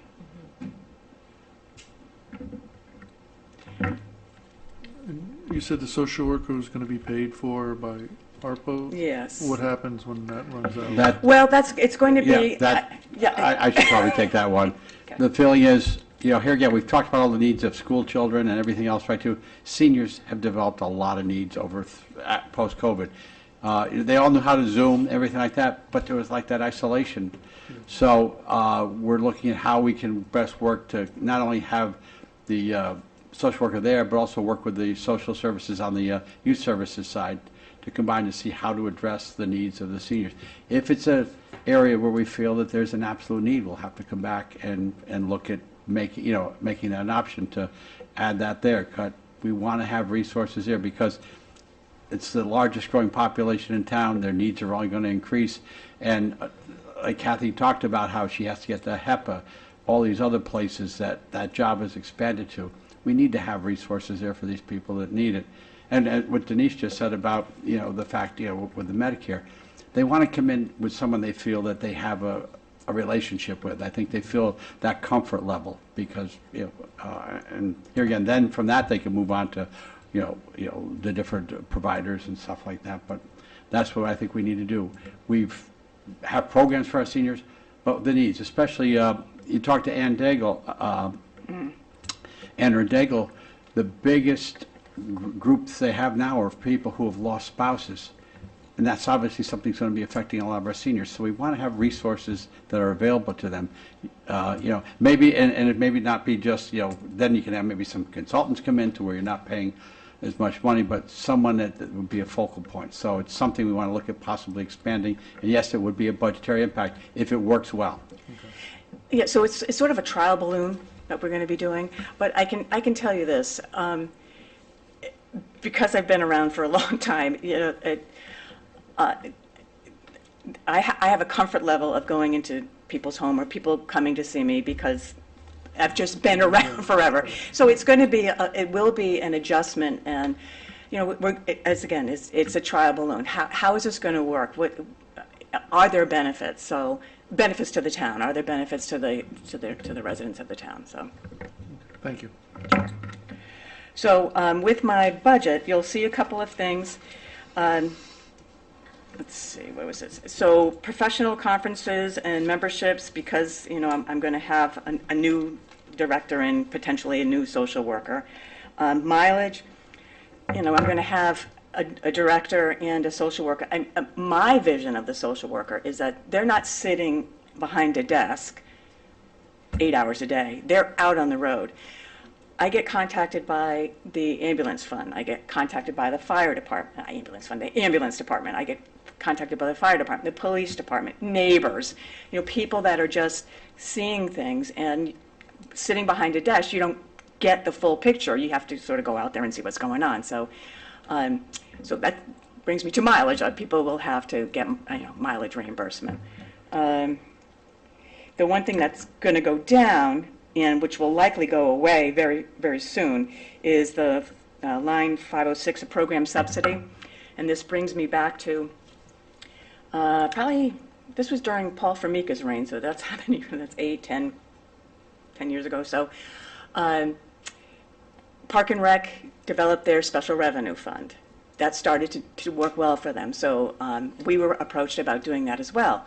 So what we have done is the trips that we run and the programs that we provide, the funds that we charge for that, pay for that, so that comes off the general fund budget.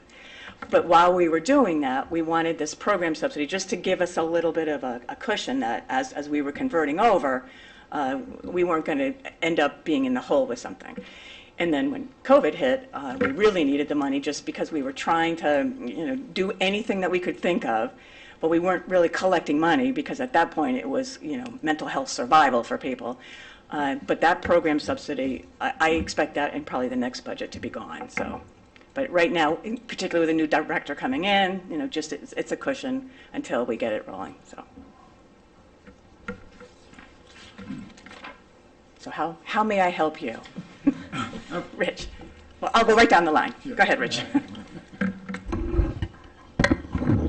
Well, first of all, I want to thank you for all your years of service Thank and you. for the quality of the programming and the caring and the compassion for Thank you. all your clientele.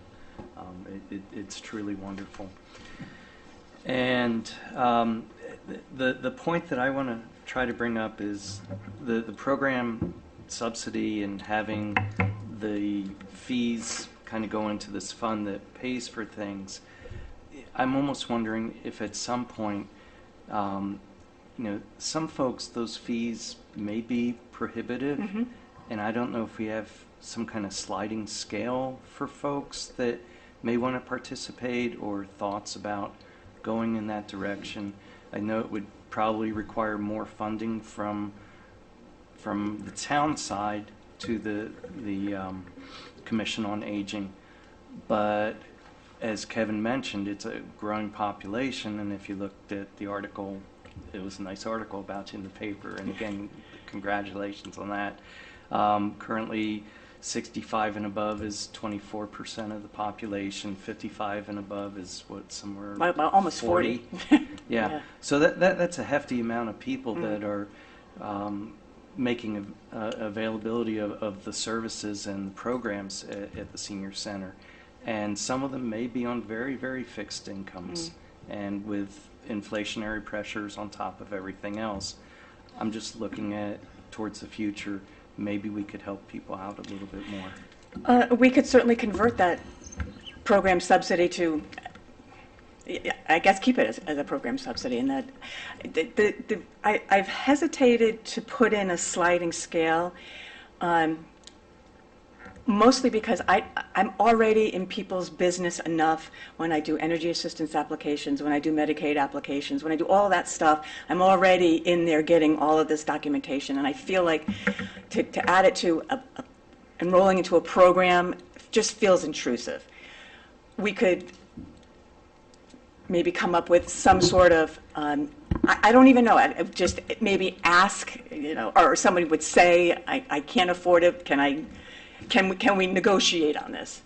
Well, since we have an IT director now where we didn't used to, it could you mentioned that you're already collecting all that data for some other aspects, and that perhaps there could be an integration. I would be hard to press to start really getting into people's personal data into our IT director. It feels like government in your backyard.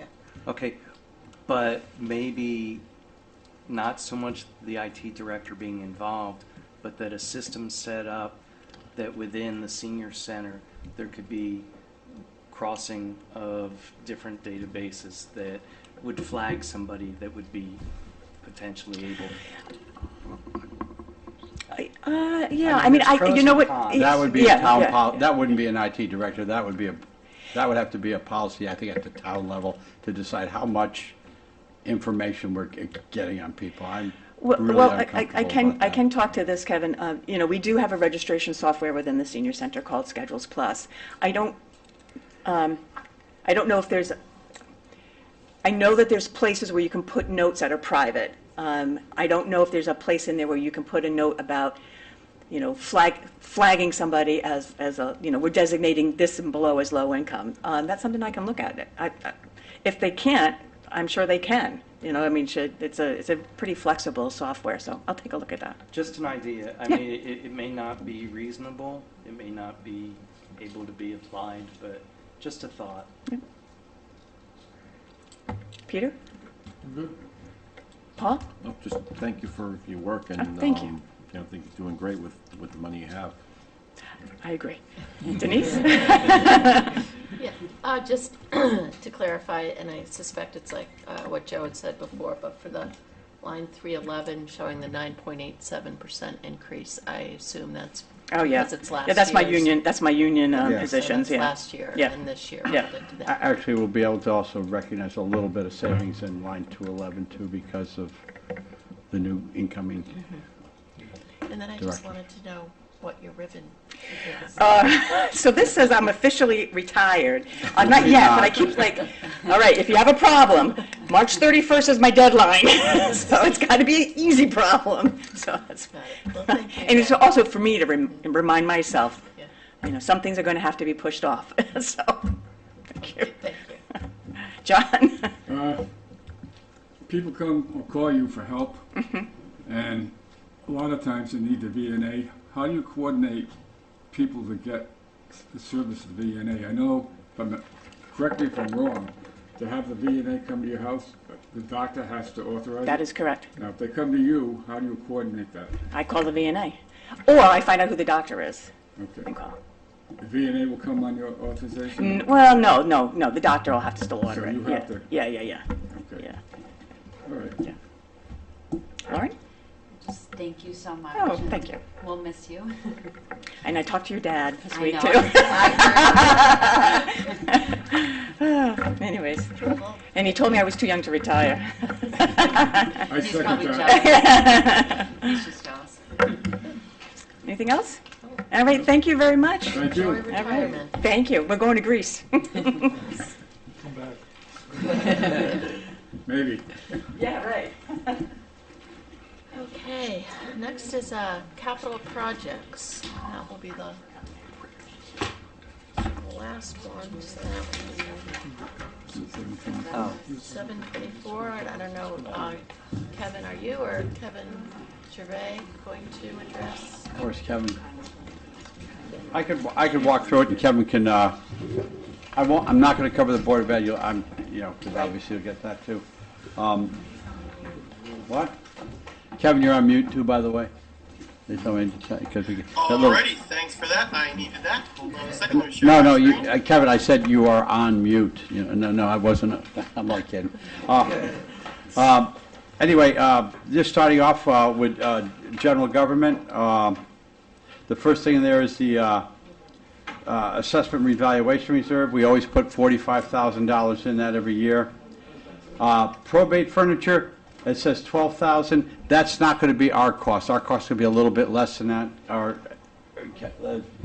Kevin. Okay, I don't have the updated one, so I'll look up here at his. Behind me, because I can't possibly read the little writing up there. No, don't put that projector on.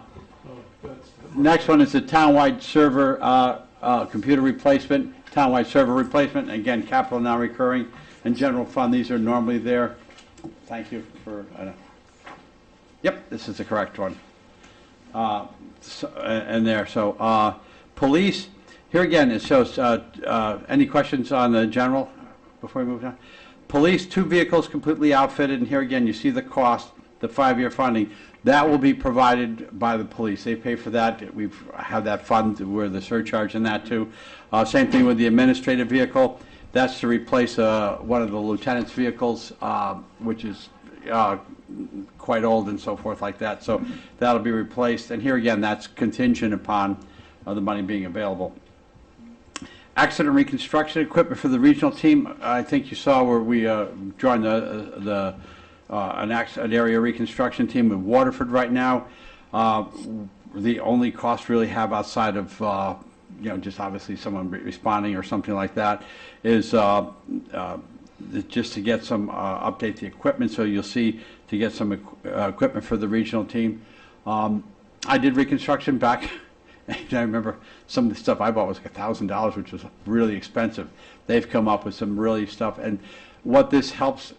Speaking to this, it really helps out a tremendous amount as far as helping determine not only the causal factor, but speeds and so forth like that, because you need to, a lot of factors like conservation of linear momentum and stuff like that. So I can remember a few things from that too.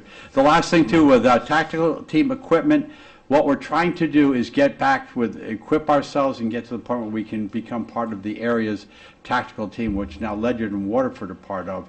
We'd like to join it, and that's what this will help us do, get the resources that we need on our end to become part of this. Right now, the state has it's basically a SWAT team, but they don't call it that anymore. The state has two, one on the eastern side and western side, where if we had an incident, we were part of this, all it would take is the sergeant on duty to tell dispatch, activate the regional tactical team, and probably within 30 to 45 minutes you'd have them there for something of a serious nature. With the state, it takes a lot of layers to get there. As far as getting that response. And it's here again, it's an east and west, it takes longer. Extremely capable, extremely well equipped, but it would take longer. So that's where that request is for funding.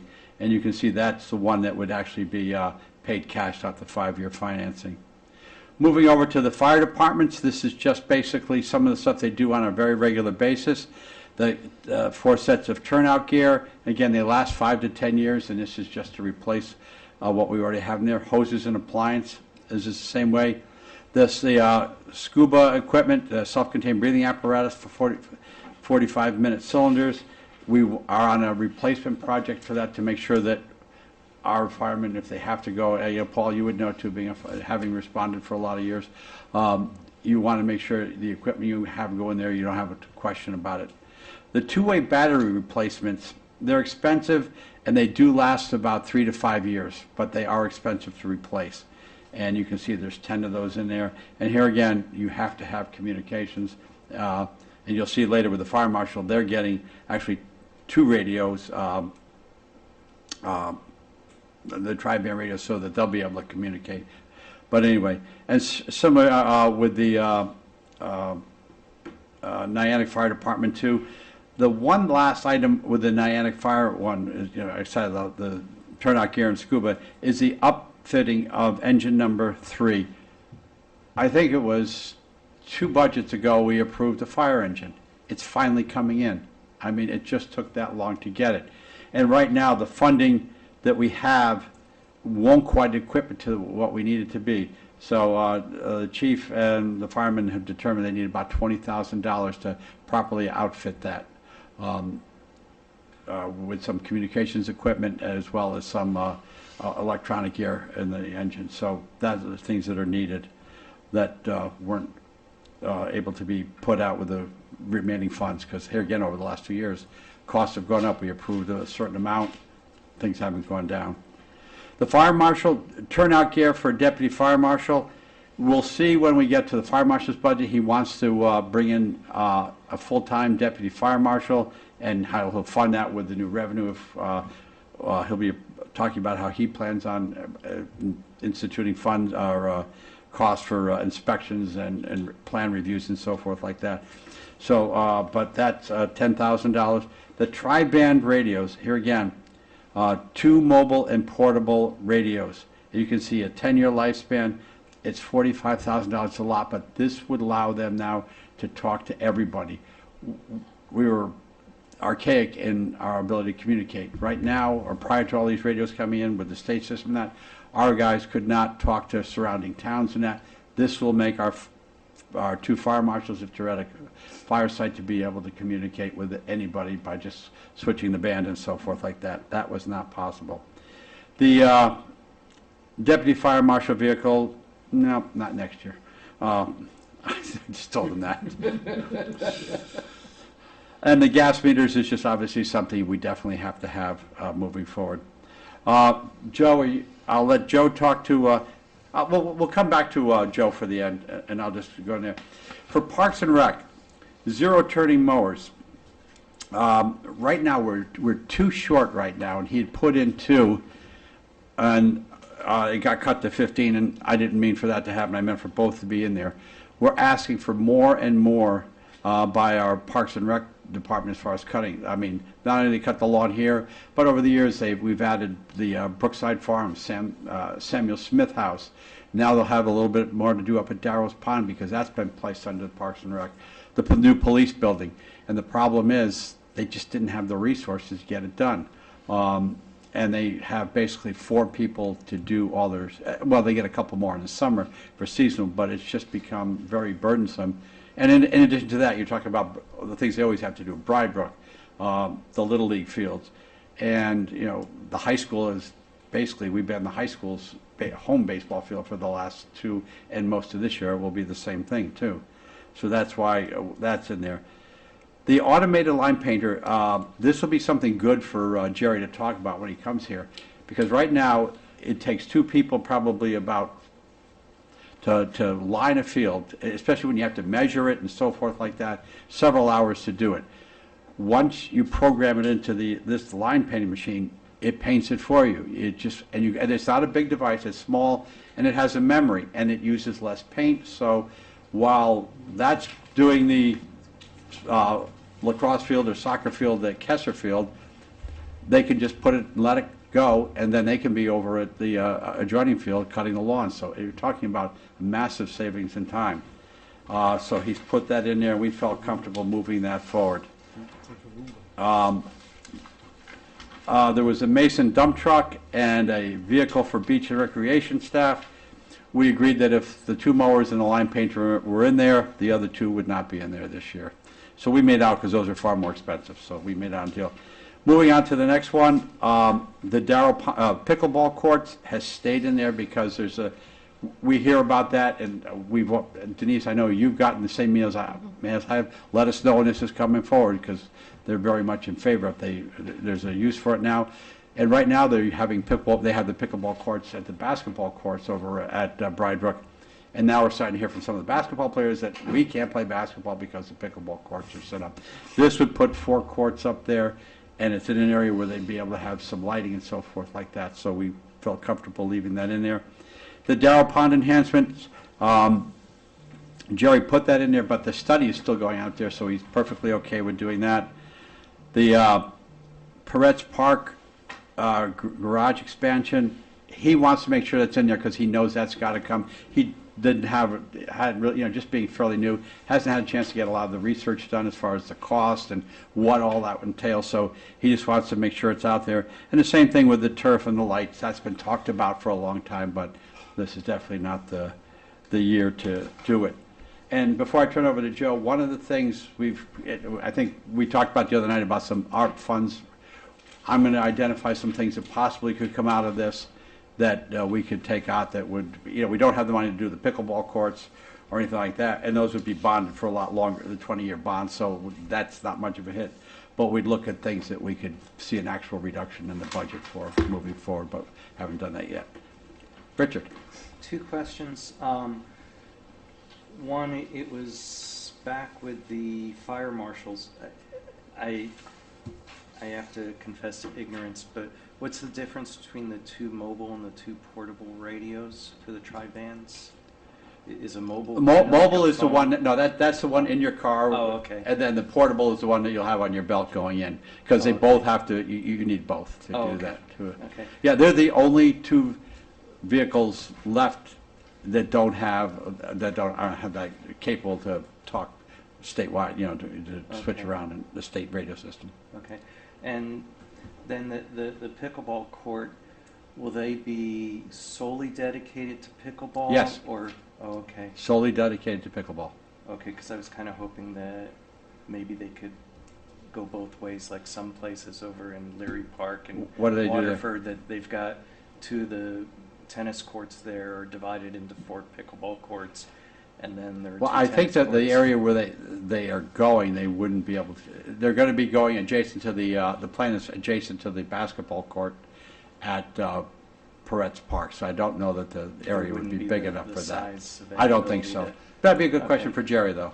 Okay, yeah, because during the summer the tennis courts do get kind of backed up periodically, and it besides the construction, there's the maintenance of them. I know sometimes the courts at the high school fall a little bit in ill repair, and it took us quite a while to get funds for repairing. I know that's finally been done right. I mean that was built.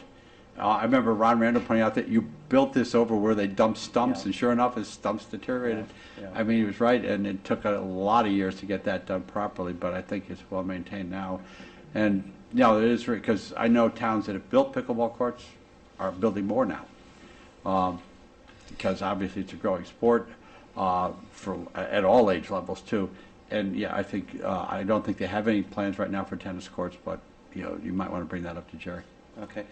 The other thing with the pickleball courts, will there be kind of time limitations on people? That would be the question for, when he makes his presentation, that'd be a good Okay. question for him. Okay, thank you. Because I'll alert him to the fact that that question will be coming now, so that's Oh, good. okay. Because I don't have an answer for that. Okay, thank you. Any other questions regarding it before I try? Yes, Pete? Yeah, the turnout gear for the deputy fire marshal's 10,000, is that for one set? Because it's 4 sets for 20,000 for Flinders Fire Department.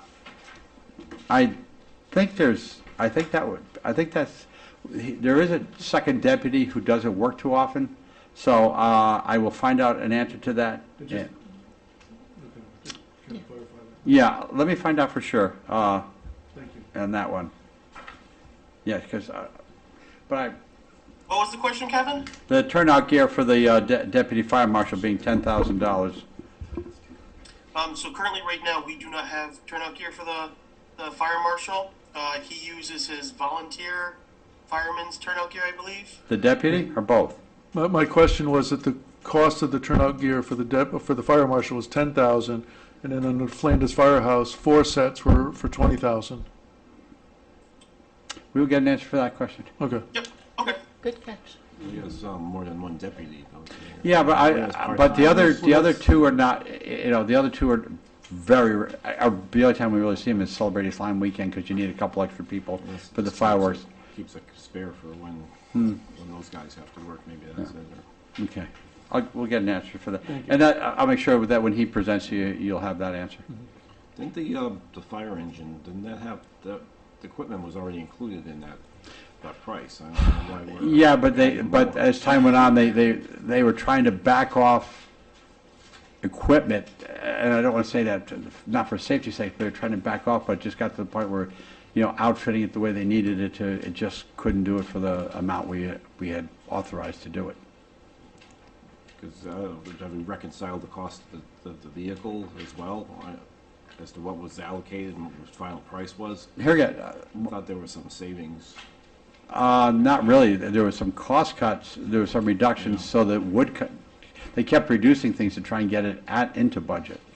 I remember talking to Chief Barone. I mean, he really worked tirelessly to try and get that thing to come in on budget. And, every time he talked to me, I have to, what else, there's just sort of nothing else he could cut back. So I'll make sure Chief McDonald, when he comes. Yeah, I'd like a more detailed explanation about the 20 grand for. Okay. Because it should come, quick the way we want, or take it off the truck that they're retiring. Well, and I don't know about the electronics packages anymore, stuff like that. It'd be better for Chief McDonald to describe that too, because I'd be just, he'd have a lot more detail. That would, I don't know, is it electronics or is it just stuff? Is it, they want more lights, they want more? No, it's not a whole lot more lights.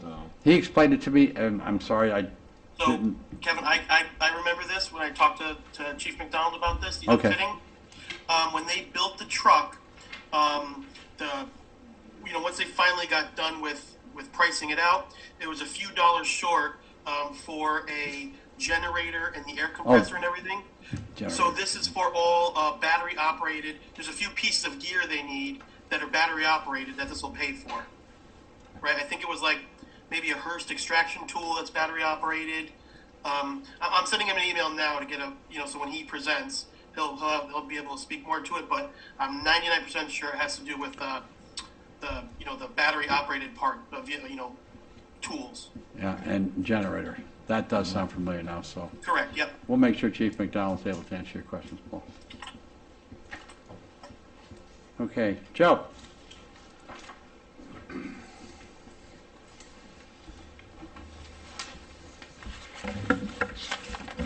Welcome again. I went downstairs. The joy of YouTube Live, you can watch yourself downstairs. So I know when I can come back up, get work done. So continuing on Public Works, is that the sheets you guys have in front of you? So it kind of builds off of what Denise was asking before about with the roads. The first one is an 850, yeah, that's small print, 850,000. So what we do is we work off a pavement management plan, look at the whole 118 miles of road and see what needs it, rate them, so that. And we've been working off the same pavement management plan for the last 5 years. This year's the 5th year of it, so I redid a new 5-year plan. So basically that then tells all the roads in town that we're going to be working on, and adding with the 850 plus the 318 that we get in Town A Road, that's the money we work off to you know, keep up with the, I mean, it's probably one of the biggest assets the town has, the roads. I know the schools are huge, but if you add 118 miles of road and all the, what it goes into, it becomes a huge thing, so it's an important thing to keep going. So that's the 850, is to keep that road program going. That seems to be the right number. If you drop way below it, you start getting behind, so the town, we appreciate the town's been investing in it to keep the roads in good shape. The second one is townwide sidewalks, 25,000. It sounds like a lot, but we have 14 miles of sidewalk. 25,000 doesn't get you there very far. This CNRE really fixes bad sidewalks. This is not. I remember seeing something on social media, Facebook, and because we put out a sidewalk transition plan, and our town engineer put it out, and everyone was like, "Oh, you know, let's do sidewalks on 161." And I mean, they basically spent $2 million on Facebook. But this is meant to fix bad sidewalks, fix ADA compliance issues on ramps. Every once in a while, every few years, we go out and all the differential settlements on sidewalks, we have a survey done, and there's a company that comes in and slices it. It doesn't look beautiful, but it does the job, you know, so you don't leave an inch and a half differential, so someone might trip on it or something like that. So that's a risk to the town. Was that? And that would be a risk to the town. Oh, I've been in people court before to defend the towns. sue, That's a huge liability for the town. It's actually one of the bigger liabilities of towns, is people tripping on sidewalks, so we stay after that. So that's the sidewalks. The next thing, vehicles and equipment. Purchase of MSW recycling carts. It's like, I mean, it sounds like a golf cart, but that's your garbage can. Garbage cans are beloved in this town. I found out that more than not for COVID, you know, life, liberty, the pursuit of garbage pickup. So everyone always tells us that's in my taxes, and I'm like, well, the can itself is not. I mean, we went to this program, I mean, years ago, they had the color bags, and then they went to this new program where they automated loaders. All those cans, believe it or not, are 19 years old now. So if you have a house that's been there for a long time and you have the original can, that can's 19 years old, and they're breaking. And then people say, that's in my taxes. No, it's not. The collection, you know, when you put it at the curbside and we pick it up and we don't charge you a bill for that, that's what's in your taxes. The can itself is not. We have a can program, and we actually have a revenue for new cans, but we need a line item to buy them, and we get requests all the time for cans. And we actually put it in if someone wants to have, like, if they're a big user of garbage and they want a second can, we actually charge them double, because we should, to keep it down so not everyone has two cans. So, but long story short, that money is in there because we're running out of cans, and I have no mechanism. I can collect the fees for them, but I have to buy the cans, and you can't. It's not like going to True Value and you buy 5 cans. You have to buy, if the cans are going to last 15, 20 years with an arm that goes like this and crunches your can every single time, you got to buy a high durable can. We buy high, you know, the warranties on them. If anyone's can's damaged in the warranty, they give them a free can. If the lids of them break, we give them a new lid. All that costs money, which is what we're asking for here. And we don't ask for it. I don't think I've asked for that in 4 or 5 years, but the piper is being paid, and we have to buy, they're about $85 each, so this would get us about 350 cans, which is what they come. If you buy them in less than lots like that, then they charge you out the roof for freight. So they want to send you a full load trailer of cans, and that's what this is. Highway vehicle, we were trying to be light in certain years, and we do appreciate the town as far as, you know, we're in better shape with the garbage trucks because we got a garbage truck through the American Rescue Fund. This request here for the 230 is for 2 different vehicles. One, a 2009 pickup, 14-year-old pickup that's on the fritz, and also a mid-size kind of all-purpose dump truck. We're trying to replace that. Our mechanics have done a really good job of keeping things on the road, but at some point we have to. These things become safety issues, so that's what that is. So there's 2 vehicles there. What else we got here? Plants Dam reconstruction. This came up last year. Like I think some member, I can't remember if it was Board of Select Board of Finance. Like, wow, you're going to replace Plants Dam for $20,000? Well, I made a mistake. It didn't cost us anything, but I said it was going to be funded on LoCIP, and so it was meant to be the study.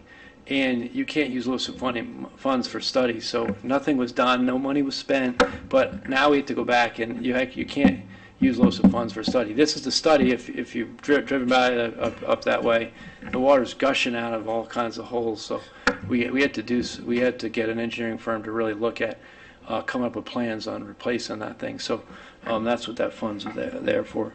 It actually shows, I don't even know that's the right number, but we have a few out years of what the dam could cost, but that's something that we could look at grants or anything down the road, money from the sky or something like that, but we first have to evaluate the bridges. Now we are getting to LoCIP, so if you might have read in the paper or just in general, there's some there's some ADA things, compliance issues for this building, the ramp out there. We're looking to put a lift into, we might have talked to you guys, I can't remember, but trying to lift so people don't have to go outside. The bathrooms are non-compliant, you have to move around here, so all these bathrooms upstairs and downstairs are going to have to be reworked to have the proper raise. All that stuff's big money. We did come up with a really good cost-saving idea on this building that we think of bringing the handicap ramp right in the front yard and getting rid of some of these brick veneer. We'll work through zoning and all that, but it's a lot better of a solution to do that than do a lot of interior work on this building. Interior work is really costly. If it's something where we can make a ramp where, someone handicapped could come up, park in the front spots right there, go up a nice ramp right to the front and dress up the front of the building and get rid of some of those parapets that are falling apart, then it would be, highway department could probably participate in a lot of that work and save a ton of money as opposed to, putting an elevator shaft in this middle of this building. That would be really expensive. So we're really trying to do it cost effective, but not chintz on ADA compliance because, it's the right thing to do. That's a LoCIP. Brookside Farmhouse, that's another one I had on there. If any of you remember, a few years ago I had that item on as a LoCIP. I never was able, I put $40,000 on there. I was like sticker shock when they told me it was going to be $95,000. To do that, that building's in pretty rough shape. There's definitely it is a town building. So I put the larger number in there. But any of the LoCIP items are just, they're funded out of the LoCIP account. So it's not really taking out of the town coffers or the taxpayers. It's utilizing the state funding as efficiently, as effectively as possible. So now we have 3 projects. Only one of them, I believe, is going forward. We have 3 roof jobs. So talk about pay the piper. The community center is 33 years old, and that's the original roof. I have some pretty extensive numbers. The number I have in there, the 2.2, and it looks like it's already been pulled out of the budget, but I still think you guys should be aware of that's coming down. That's for that's the Cadillac, and I'm not putting in there to get the Cadillac, but it's going to be like that decision, like the discussion of the public safety building of what kind of roof, how much you spend for it. I'd rather put it in and have the discussion. This is for a standing seam metal roof, which is more the 50-year solution. Just re-shingling it is probably $1.3 million. It doesn't look like it's going to be funded this year anyways, so, but it's definitely the original roof, it's leaking, and it's definitely next year needs to, 24, 25 really has to be addressed. One of the things working with the first selectman is there's a feasibility study that was funded through the American Rescue Funds that will also incorporate whatever has to be done and maybe put it all as one package, roof, whatever else has to be done. But the roof that is still there, I believe, is the Niagara Fire Station main station. That and the Station 2 roofs are pretty shot and need to be worked, and they kept the one at the main station. The main station right down here off of Grand Street. There's been a lot of penetrations over the years, a lot of antennas are putting on, a lot of things put on that roof. That's not good for roofs, so that roof is in need of replacement, so that's in there. The other things are CNREs, the bucket of money for the roof, the HVAC pump replacement. That's absolutely necessary because the costs of the systems these days when they break are double what they used to be. And then the last is the ceiling of the public safety building. It's been coming up, and it shouldn't be a surprise to anyone, but that split face block is absorbing water, and it needs to be sealed. And we're working with the architect on putting that out to bid. So that's the buildings. And the ceiling, we have premium dollars from the bonding to cover that, so that it will not require any additional expenditure as far as tax dollars or anything like that, or taxing. Anyone? That's all I got. If you have any questions. I don't. Anyone else? No? Thank you. All right, thank you very much, Joe.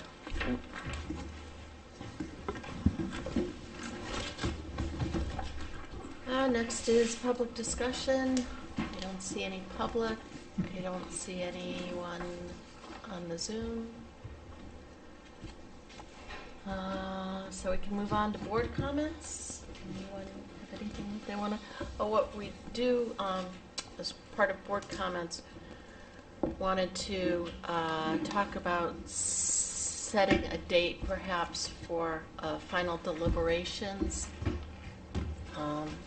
We talked about this last night. We decided to wait to figure it out when we had a full component here. And I don't know, Kevin, whether you brought up the calendar of meetings in this room, but just to review, on Tuesday, we will be in the high school auditorium for the Board of Ed presentation to the Board of Finance. Then we'll be back in this room on Wednesday, the 29th, for a full set of presentations.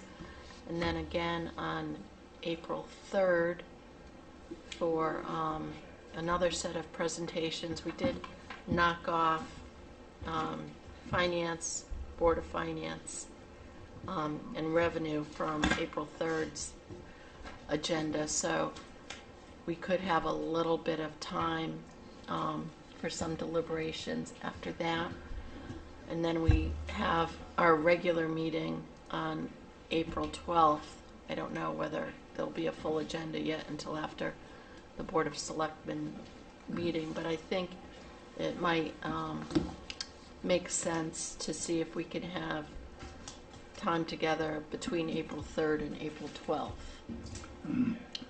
We could, there's nothing, I don't think there'll be anything that will require your action from the Board of Selectmen on the 12th, because Sandy and I actually talked about that because we knew that would be a busy night for you and didn't want to, Okay, unless it's critical, we're not going to move it forward. okay.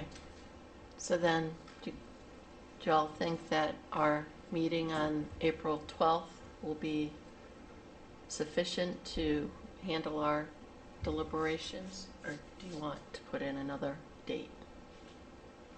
Let's see how it goes. Well, Up to that point. It all depends what happens here. right. I'm just thinking because the room is in such demand, Yeah. should we schedule it and then we can always Yeah. cancel it? It's easier to unschedule than it is to Yeah. schedule. That's what I'm thinking. So do you see anything that looks good on the, So when I look at the calendar here, the 3rd we have the room booked. It looks like Charter Revision probably has the room booked, or one of these commissions. Selectmen, zoning. I don't if you guys want to meet on a Friday, we have the 7th. Friday the Commission on 7th, Aging. you can't do the 7th, that's a holiday. All right. Commission on Aging, I believe they probably meet at the Senior Center, Kev? I think they meet here, but Okay, on never occasion, or no, I think they usually meet over there, but they don't use the big room here anyway. Okay, so we possibly could do the Monday 2 days before the regular meeting. So if any questions arise, that gives me 2 days to prep for the 12th. so Monday, the 10th? Yeah, Monday the 10th, 17th. There's just not many days available. Yeah. Really. So how about Monday, April 10th? 6:30 or 7. That works for me. You want to do 6:30? All right, do you want to reserve the room for us for 6:30 on April 10th? Yep.